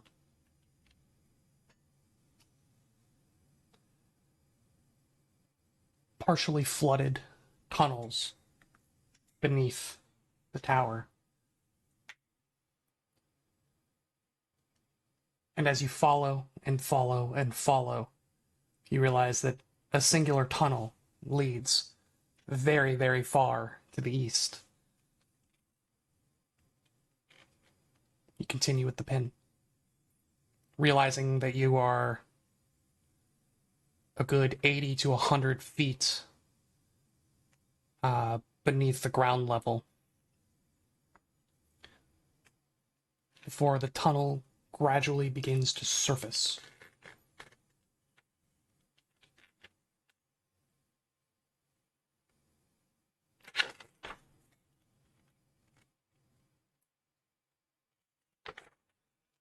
There is a tunnel system leading from the Temple of Norgorber to the mainland. Whoa. Whoa. And at the end of said tunnel, you find a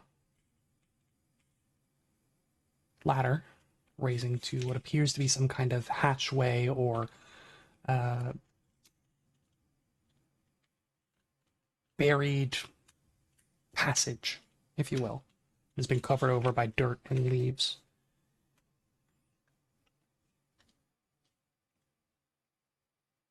Difficult to tell exactly where it comes out, because in this current time, it is in the forests outside of the walls of Absalom. Do you realize that that could be like the Precipice Quarter?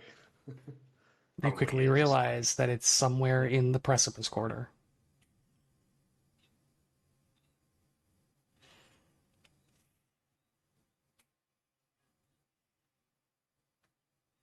Yeah.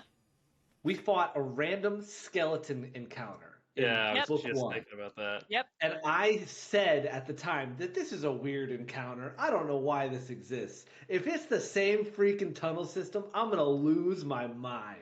I bet you so much money that I don't have that that's correct. I'm going to lose my mind. Was the topography of Absalom different at this time? Like, was the coastline significantly different, or the city shape significantly different, or is it like... Sure. I think the biggest thing that you're noticing is that the docks quarter is nowhere near as built up. So the docks district in current Absalom is incredibly manicured, if you will, with like very stable like floating retaining walls built under the dock system. Like the shoreline has been straightened to erect this miles-long series of gangways, and so that is not present and is indeed very different. So the city's getting bigger because it's expanded beyond the shoreline. Okay, it's not shrinking, like it's not eroding, or the water hasn't come up higher in the hundreds of years. Okay. Yeah. Is there any way in which Kashak could orienteer himself from where this tunnel seems to come out to get a sense for distance from the coastline, or where it might line up on a current map of Absalom? Mm-hmm.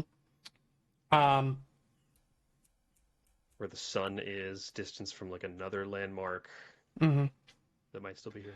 I think the biggest thing you would need is one of the ancient maps, a current map, and time, manipulating the scrying pool. This is research that Kashak can do for sure. This is. Well, there's no reading. It's all pictures, baby. No, I mean, this is something he'd probably have to do as a ranger captain. This is something he's probably done before, not to this degree or intensity, but lining up a star chart or lining up a sun pattern is not probably news to him. If only somebody could make me a map of Absalom, I don't know anybody who could do that. If only somebody knew a ton about. That's what Fearon could be doing this whole time, is just trying to create almost like a series of map timelines. I want to be I do want to be clear about the timeline, however. This is all information that you're getting at the end of your 8 hours of research. So, like, sure. It's bedtime. Yes. Kashak takes 5 more minutes to look through this, realizing this information as he gently maneuvers the pin, and then is exhausted, feels the sand on his eyelids, kind of deal. Yep. Okay. That makes sense. Let's definitely dog ear this and come back to it once we have a radiant spark in our hands. Or do we start in the morning? What Fearon would be doing for 8 hours? No idea. I assumed you were helping with the Beldrin research. Yeah. Sure. I did roll a religion, I think, for that. I think that's a consuming task that gets you to stop thinking about the fake trees. If anything, it's maybe just like a therapeutic, like, let me do anything else except for worry about what's going on. Let me analyze this concrete block that has nothing to do with the nature that is dying or already dead. These paper is already broken trees. I don't need to think about anything else. I mean, do we care where we rest necessarily? I think we just bed down. I think it's pretty clear. At least the library people are not going to attack us, so I think we can kind of just rest wherever. Yeah. Yeah. I'm down for just in the library, though. Done. Sure. Do it. Okay. Maybe the private study just to have a door to close. Yeah, that's what I'm saying. If there's actually there isn't a door, but whatever, it doesn't matter. We'll put up a curtain with like a beads.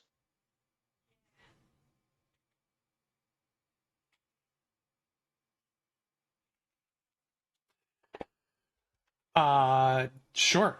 So, is there anything else you all would like to do before bedding down, or are we just calling it? I'm good. I'm good. I imagine our spellcasters have a lot of questions in the morning. Sure. Why don't we skip to the question portion of the show? You have an unperturbed rest. I mean, the gentle flapping of wings from the next room over. Really the only sound. Not real wings. Not Penny's boat. The only thing that keeps Kashak from sleeping is gentle flapping in the next room over. I was gonna say, I don't know what you're seeing, but they are indeed real wings. Oh, I thought you were talking about the birds in the nature area. No, I'm talking about the angel. Yeah. The government-controlled robot birds, 2 rooms over, however, maybe haunt Fearon's nightmares. Knew it. There are 2 points of order on the loot sheet that I want to address. Fearon, we were going to transfer the rune of the +3 Great Resilience Splint Mail Armor. I genuinely don't know if that's a thing we can do right now, or if we need to pay somebody to do it. Yeah, we don't. I mean, I am just trained. Let me find what. I straight up do not know the rules of whether Fearon would try to do that or not, but just reminding you that's a thing. What?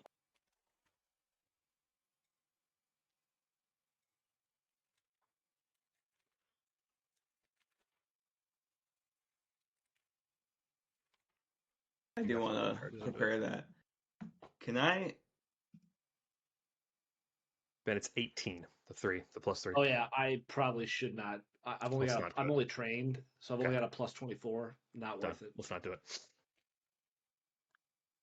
But yeah, I mean, Weaver, I assume you're taking this new staff. So I'm taking the new staff. I have a question.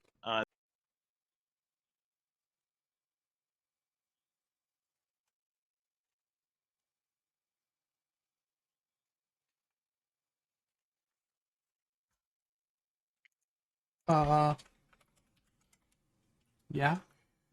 Yes. Beautiful. I like this. No need to transfer runes.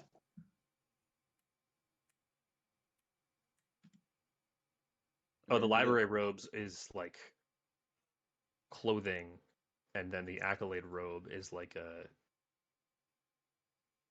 It's like on top of the. Yeah, it's like a much looser robe, like a cloak almost. Nice. But it's not a cloak. It's like a robe. It's just a garment. It's like a robe almost. It's just my back. It's like a big robe. Just like 2 layers of robes. I don't know. Bigger. Yeah. I think it's more like a robe, actually. Could be a robe of kinds. It might be a robe. Yeah, I mean, as long as you're only getting armor from one place, and your runes are inscribed on the place that you're getting armor, it's fine. Yep, beautiful. Yeah, I mean, there's straight up 2 different items. That's crazy that's like that. That's awesome. Yeah.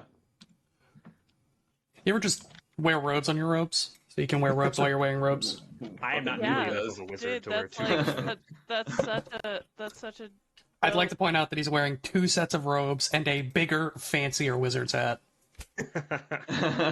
With a bigger, fancier staff. Yeah. Honestly, I should really update our character art at this point. Y'all know that one shot of Aang when he's putting on all that random armor inside of that place, and he's like drawn perfectly because he's wearing like level 55 armor instead of like his clothing. Anybody know what I'm talking about? I am gonna give up the clockwork cloak. I do not need this anymore. I've already got a cloak. Kashak, putting that back in the bag of holding if no one wants it. Does Kashak want difficult terrain? It will always be helpful for me because I can A, ignore it, and B, I can make anybody who is in it is off guard to me. It has not mattered to this point, truthfully. So like I don't know, but I agree with you that we're fighting in such small terrain areas that it may be more of a hindrance to us than anything else. So it's up to you. I don't want to interject into a 19th level spellcaster's preparations. The this is picture for reference.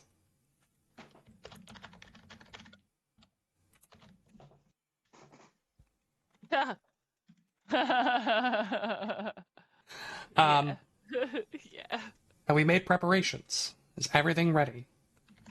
I want to be very explicitly clear that you are ready to go before we move on. Can you remind us what Orma said about... I understand it was very little that she knew about this chamber and the Radiant Spark, but remind us what she did say, because there was something like people go in and not a lot of them come out, or something. Yeah. You didn't get a lot of specifics, but she did mention the fact that there had been previous adventurers who had gone in, though none have returned.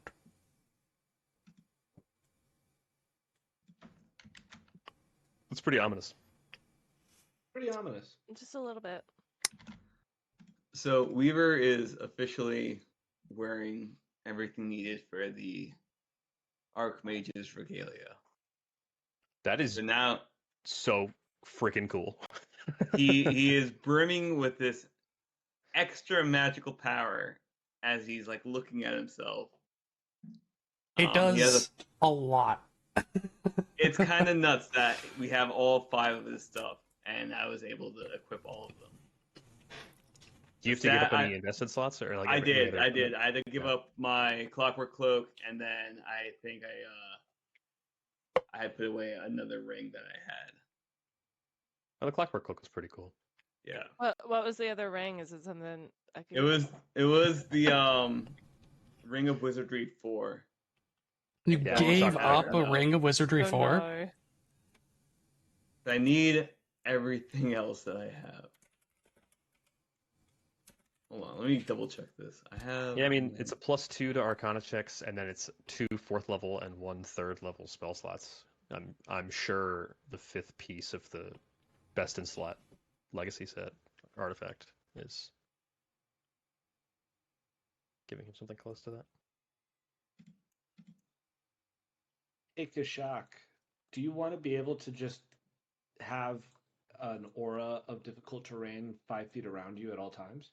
Well, for a combat? 5 feet around me doesn't really help me. Unless I'm going to be getting into the thick of it. The thick of it? The thick of it? I don't anticipate that. Kashak is wearing 2 different shields today, though. 2 different shields? 2 bucklers, 1 on each hand. Bro, can you even do that, bro? Because one's a floater. Yeah, I have the floating shield, and I have another shield that I've purchased and have actually yet to use. But has been utilized precisely 0 times. Get to utilize for its full potential. It's a magic shield. It's not just a random buckler. It is like I have raised a shield a couple times. That's what they always say. I just haven't quite reached their full potential yet. Haven't quite gotten there yet. Yeah. Let's go. Yeah. What are we? Yeah. What should we be scared of and prepare for? What are we? Why shouldn't we just go? I'm asking. I think Ben is still furiously reading spells. I'm looking over spells, but just make sure you read the last lines.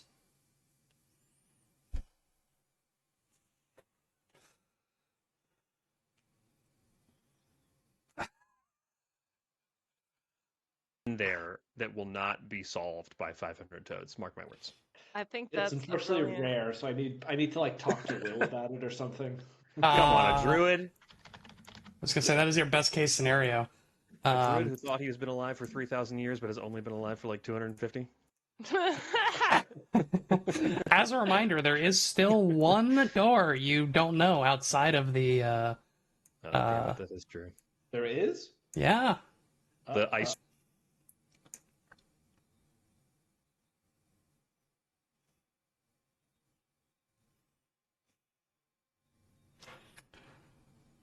I was merely providing alternatives because Jack asked. This door?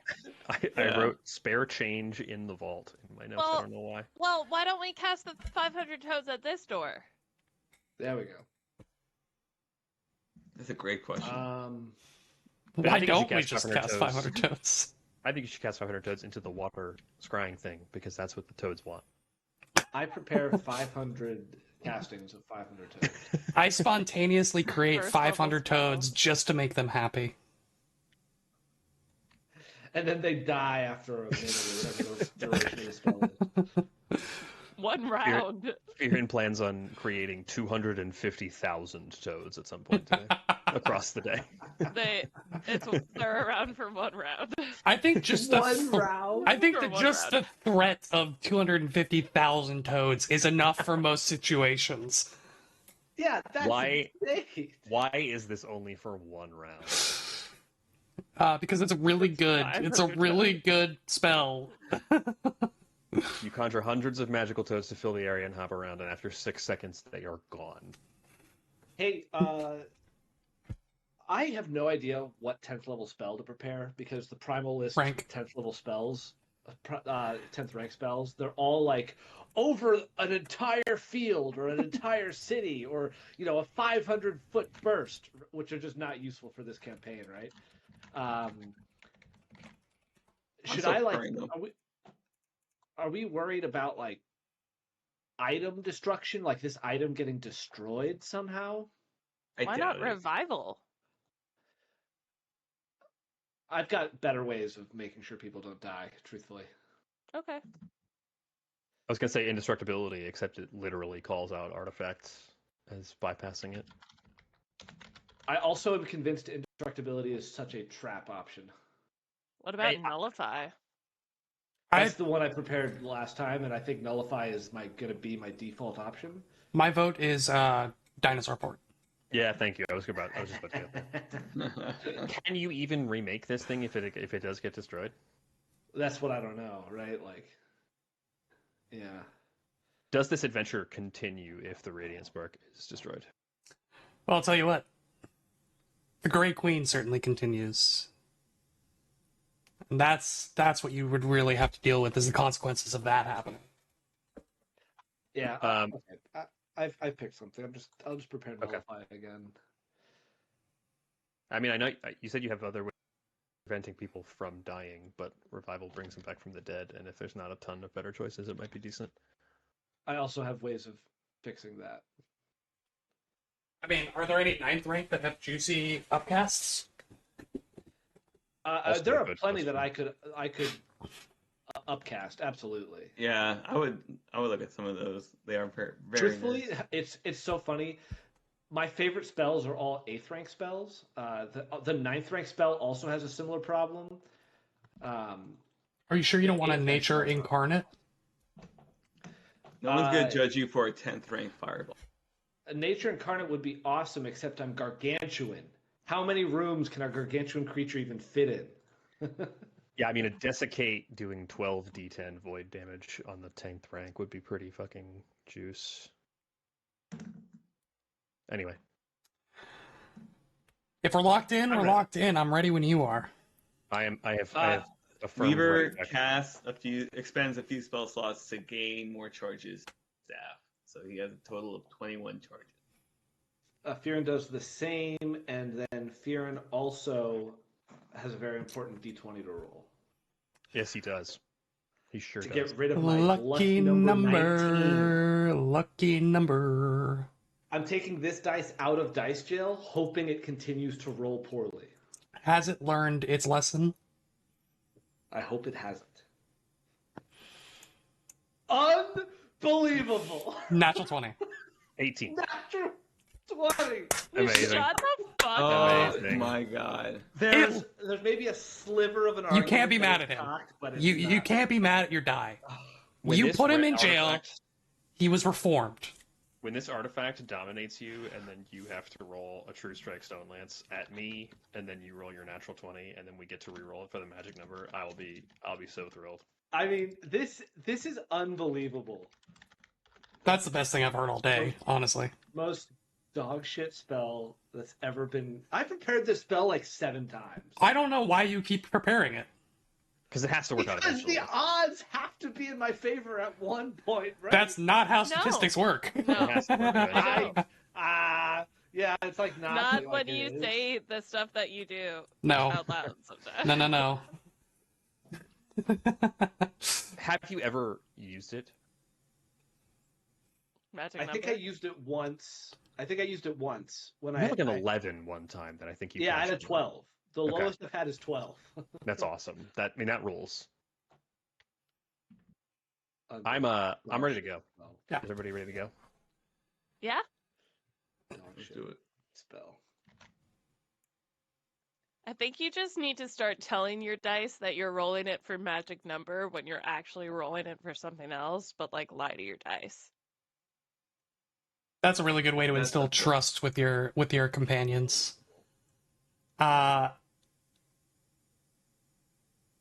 Does Kashak around the corner there, just to take a little look-see low? So he kind of creeps up on this, and I'm not sure if Ormus is like still here, but he's kind of glancing back at the water scrying station and still thinking about that temple underneath. He's thinking about Alonsa and the fighting we had to do when she ascended, and all the city coming out of the ground. And he's just thinking about how, like, at the end of this tunnel is like something that's going to help us, something that is going to do whatever it does to turn the tides in this fight. Could I roll a perception check as he's like staring down this hallway and trying his best to hear or see any signs of what's on the other side of this corner? Sure. Where are you? As you all were kind of gradually congregating after your morning preparations in the scrying room, Ormus does come out and just kind of hovers, doesn't really say anything unless you all talk to her. But as Kashak begins to enter the tunnel, she just kind of 10 feet off the ground, kind of above the entranceway, just says, "Ooh, another round. Let's see if this one comes out or not. I'm excited. I hope to see you again, but I doubt I will. It's a good thing you rested." No, I was going to say you should take a rest before, but you already did. That was my only advice. Duly noted. A round of mountain resilience. Yeah, I want to buff before we around the corner. Well, let me get a perception check real quick. 39. I'll save you a little bit of effort. There's a door. Oh, good. Before we open the door, I want to cast a bunch of spells. I mean, do you want to do it now? I don't. Yeah. Also, Dan. Yeah. Did you say you have 21 charges on your staff? Yeah. You know you can only expend one spell. Oh, I thought it was. Thank you for specifying that. Yeah. Glad you got that, because I don't know a thing about staves. I thought it was any number of spells. No, unfortunately, it's just one. So sad. Okay, I cast, again, 6th rank Mountain Resilience on Kashak and TT and myself. Wait, preparing a staff. When you do so, that staff gains a number of charges equal to the rank of your highest spell slot. You don't need to expend any spells to add charges in this way. That's just preparing it in the morning. It's the prepared spellcaster. Prepared spellcasters. Yeah. Okay, thank you. Prepared expend as well. Can't expend more than one spell. Yeah. I had like a horrifying vision that we were conflating that with first edition, so I wanted to be sure. I will cast a 6th rank heroism onto who.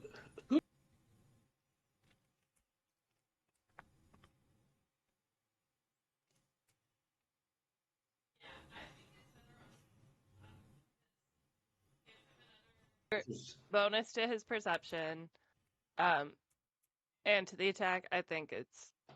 Yeah. Okay. So TT, you get a 3rd rank heroism. Kashak, you get a 6th rank heroism. Sweet. I get another mountain resilience too. Yeah. I'll cast See the Unseen on me again just to be safe. Actually, how long is that spell? Yeah, 10 minutes. Okay. That's, I think, all I do for now.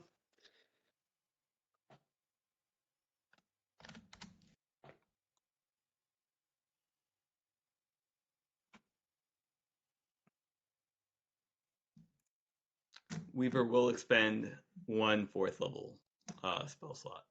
So now yeah, that's all I'm going to do for now. Okay. Ready, check. To provide a little bit more context, this hallway is longer than it appears on the map, and it also descends. You walk, before you reach the door, you walk down maybe a 20-25 degree incline, but for about 100 feet. And as you get lower and lower, closer to the door, you feel the chill building in the air. And as you reach the door, you realize that there are a thin, crystalline layer of ice surrounding it. Does this change anything about what you have cast? Layers of ice? Of ice. Does this change anything about what I've cast? I'm giving you the full context of the information available to you. Fair. Weaver cast detect magic. What's magical? Is there anything magical around the wall, stairs, air around it? Nope. Is the ice mundane? It's not ice is mundane. Ice correct. Cool. Scary. Very scary. Perception check the door. Mm-hmm. How about a 51? 51. You hear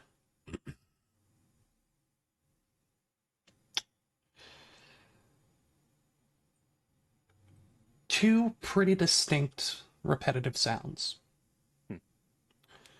The first is a dull hum, kind of reminiscent of maybe the sounds of magical spells, or specifically like electricity, but it's constant, just this in the background, dull humming, thrumming sound from beyond. And the second noise that you hear is like the creaking of metal. Not like clanging, not like impact, but metal under tension, under strain. And that one's a bit more interspersed. It's not constant like the hum is, but it is notable. I'll share that with the party.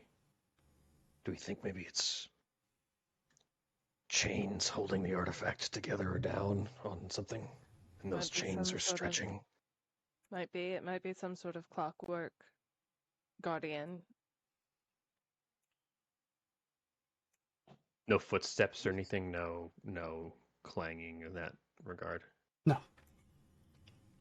Do we still have the crystal ball? Yeah. Do we want to scry? Yeah, let's try Quick it, Weaver. Quick scry ball. Let's Everyone scry scry? some. Let's scry some hidden doors. Yeah, could we have used the pool? Could have probably. I guess we could do that too. Actually, we should just do that. Yeah, Weaver goes back to the pool. Mm. Bonk, and he will. I was gonna say, keep in mind you were doing this after casting those spells.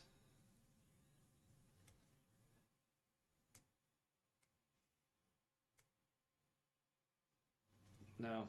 It also takes a long time to cast spells from Scry. Yeah. Yeah. Damn it. Well, we're idiots. Let's not do that. Okay, Weaver comes back. It takes a minute to cast Clairvoyance. What's Clairvoyance? Is that limited? You create an range? invisible floating eye at a location within range, even if it's outside your line of sight or line of effect. The eye can't move, but you can see in all directions from that point as if using your normal visual senses. 1 minute is not nothing, but it is 1 minute. Yeah, if you guys don't 1 mind. minute's worth it. I think that's worth it. Yeah. Weaver will take the crystal ball and he will try to focus a magical eye to appear on the other side of this door. And he takes a minute to cast a spell. What does he see? What is you're casting it from the orb? Yes, from the orb, okay. And he's envisioning the other side of the doorway.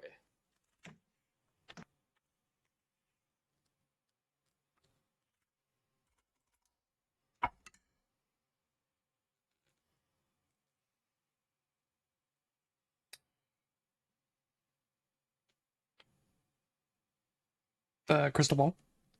Mm-hmm. Yeah. Okay.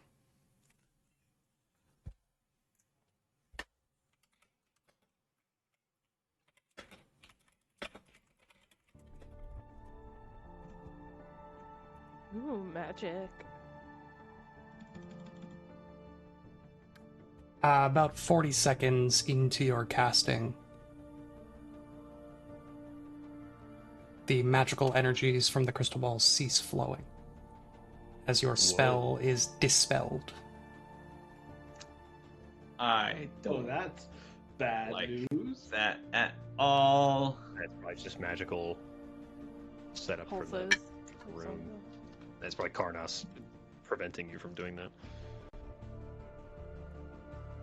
That is not a good sign. Alright, fuck it. Does the ice seem to prevent me from opening the door? No, it's more like frost that's on your car, like in the morning on a cold day. It's not like ice. It's like just crystallized frost. Yeah. Kashak will step up, and if there seems to be no dangers on the door or no traps, no additional things to consider, I will open the door. Oh, baby. Hope you guys are ready, because I'm not. The first thing you notice is the rush of frigid air. The second is the stale, sterile smell of air that has not moved, has not circulated in decades, centuries. You're unsure. The third thing, the layers of lead along walls, floor, ceilings, interrupted by large crystalline structures that seem to be growing out of the earth above towards the center of this surprisingly large chamber.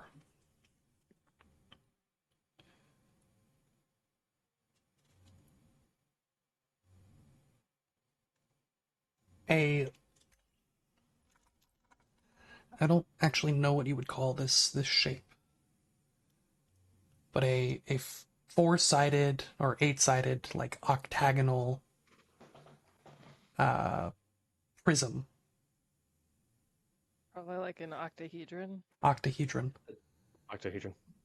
Of immense size. Big Built brain. of gilded gold. Floats in the center of this room over what appears to be a chasm beneath. Two massive rings of metal with glowing orbs interspersed along their outer edges swing in lazy concentric circles around it.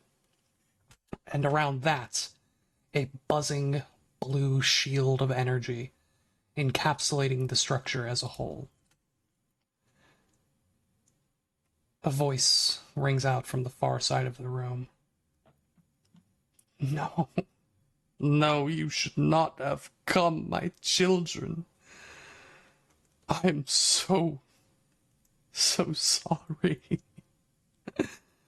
If you step foot in this place, I must destroy you.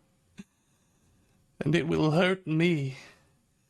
My soul ripped to tatters each time a mortal life is ended by my blade. No, please do not come. Who are you? Whoa. Oh, this is cool. Whoa. Standing on the opposite side of this chamber from you is a massive 12-foot tall man with 4 brilliant white wings ending in blackened, burning feathers. A halo of brilliant golden light surrounded by a plague of black shadow. A man that Twinkletoes would recognize immediately. Maybe even the rest of you from the various pictographs, pictures, writings on the wall. Is Karnos' father, Avsheros.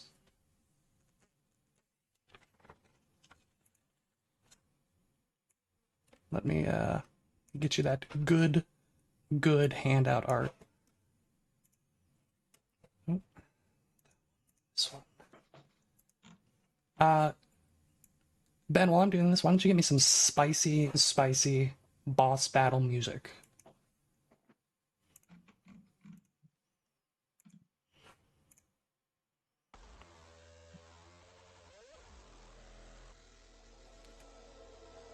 Yeah, I mean, it's great. On either side of him, creatures that you are familiar with, Gales of Karnos, other angels bound by the presumable radiant artifact encased in this multifaceted, multi-layered protective shell.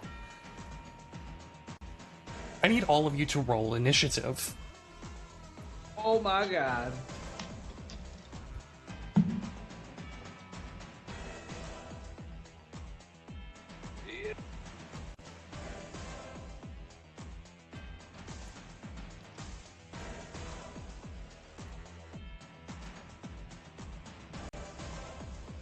Kashak. 50. 5-0. Viren. Are you doing your battle cry thing? Scout's warning. Yes, I will try to intimidate, but we can move on with initiative for now. Viren. 53 with Scout's warning. Weaver. 45. Twinkletoes. 47. Okay.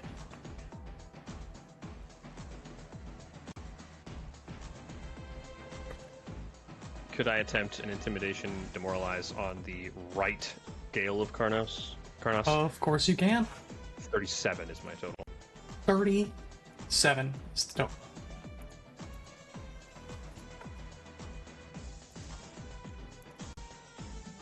Pull up this character sheet right quick. Will DC.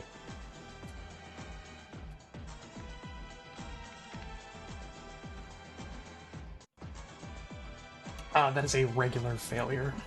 Fine. Up first is Avsheros, now known as the Betrayer. Wow. Beat up 53. Woof.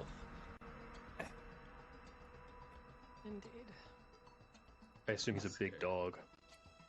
Big boy. 12 feet tall. Not only is he physically large, but he is also very much in charge.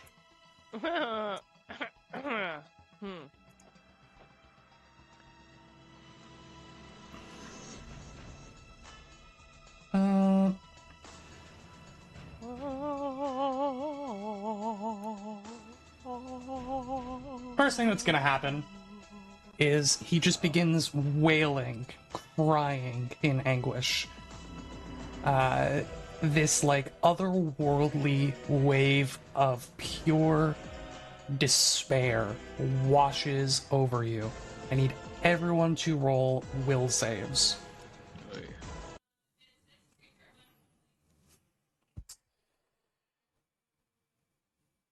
Yes.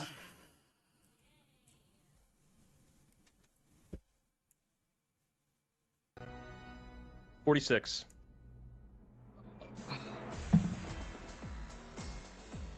Also a 46. And if it's a success, it's a critical success.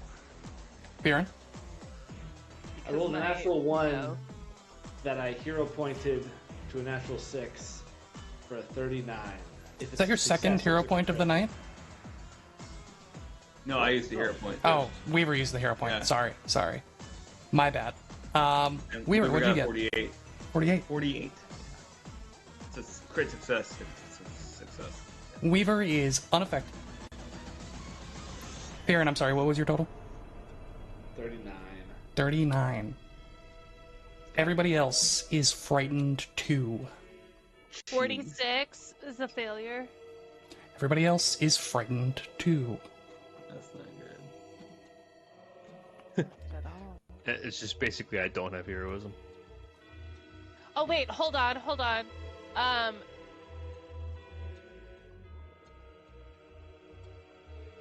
fuck. Still. Gutsy halfling still just it's a success.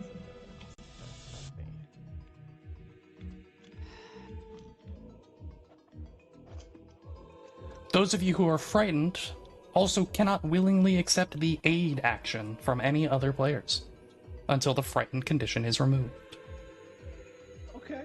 It's a good thing none of you ever use the aid another action.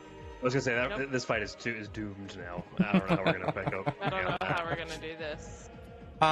He then lifts the sword and swings it out in an arc in front of him, and a ray of flame jettisons out beneath the artifact towards Kashak.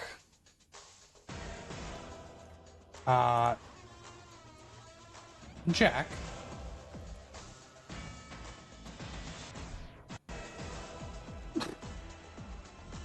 It's gonna hit.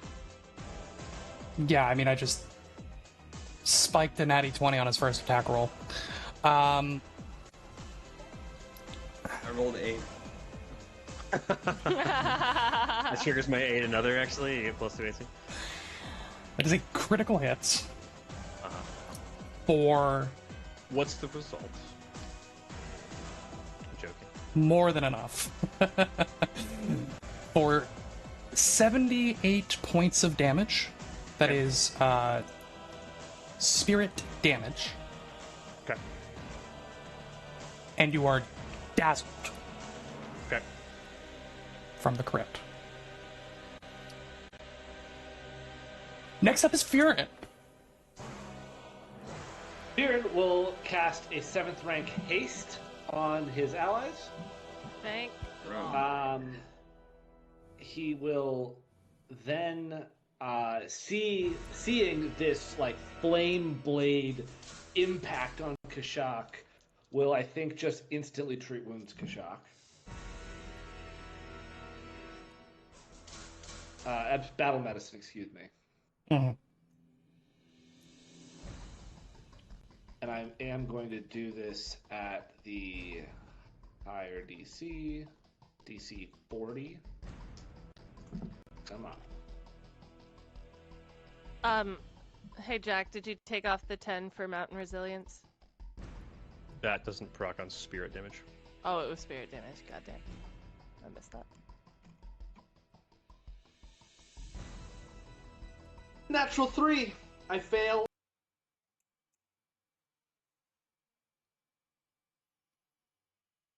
Okay.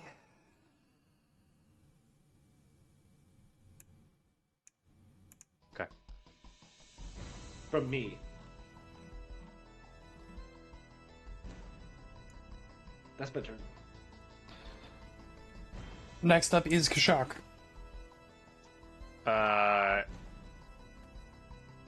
Will this artifact, this giant spinning octahedron, prevent ranged attacking? Will it provide any penalties to me to shoot? Great question. No. It's currently like 20 feet in the air above. It's not a part of this. Well, it depends on how big things get.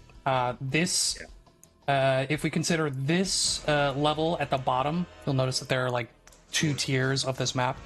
This level at the bottom is 0. This level is +10. And so the stairs increment down, and then the bottom of this sphere is at +20.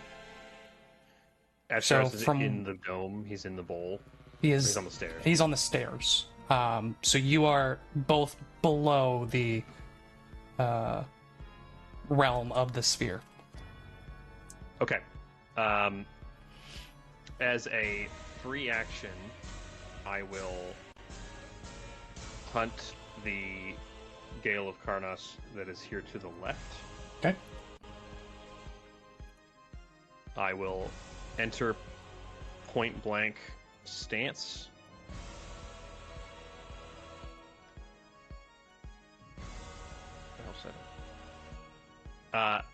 I will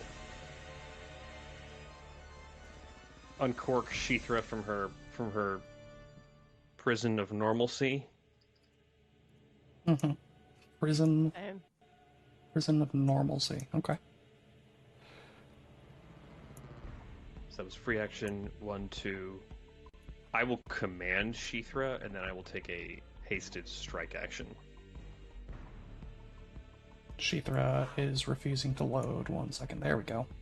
Okay, so let's command Sheethra to go 5, 10, 15, 20, 25, 30. 5, 10, 15, 20, 25, 30. And then I will loose an arrow at that Gale of Karnos. We're talking about a 45 to hit. 45 to hit. That will hit. Go ahead and roll damage. Is this creature unholy? This creature is unholy. Doing something unholy. 40 total points of damage. Ow. That is my turn. All right.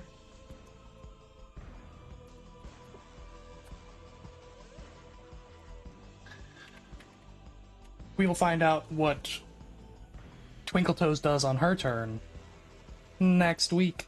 Thank you all so much for joining us as this group fights Ashvaros the Betrayer for the Radiant Spark. Have a good week, everybody. We will not be playing next week, but the following week we should maybe be back. I don't know. Stick around and find out.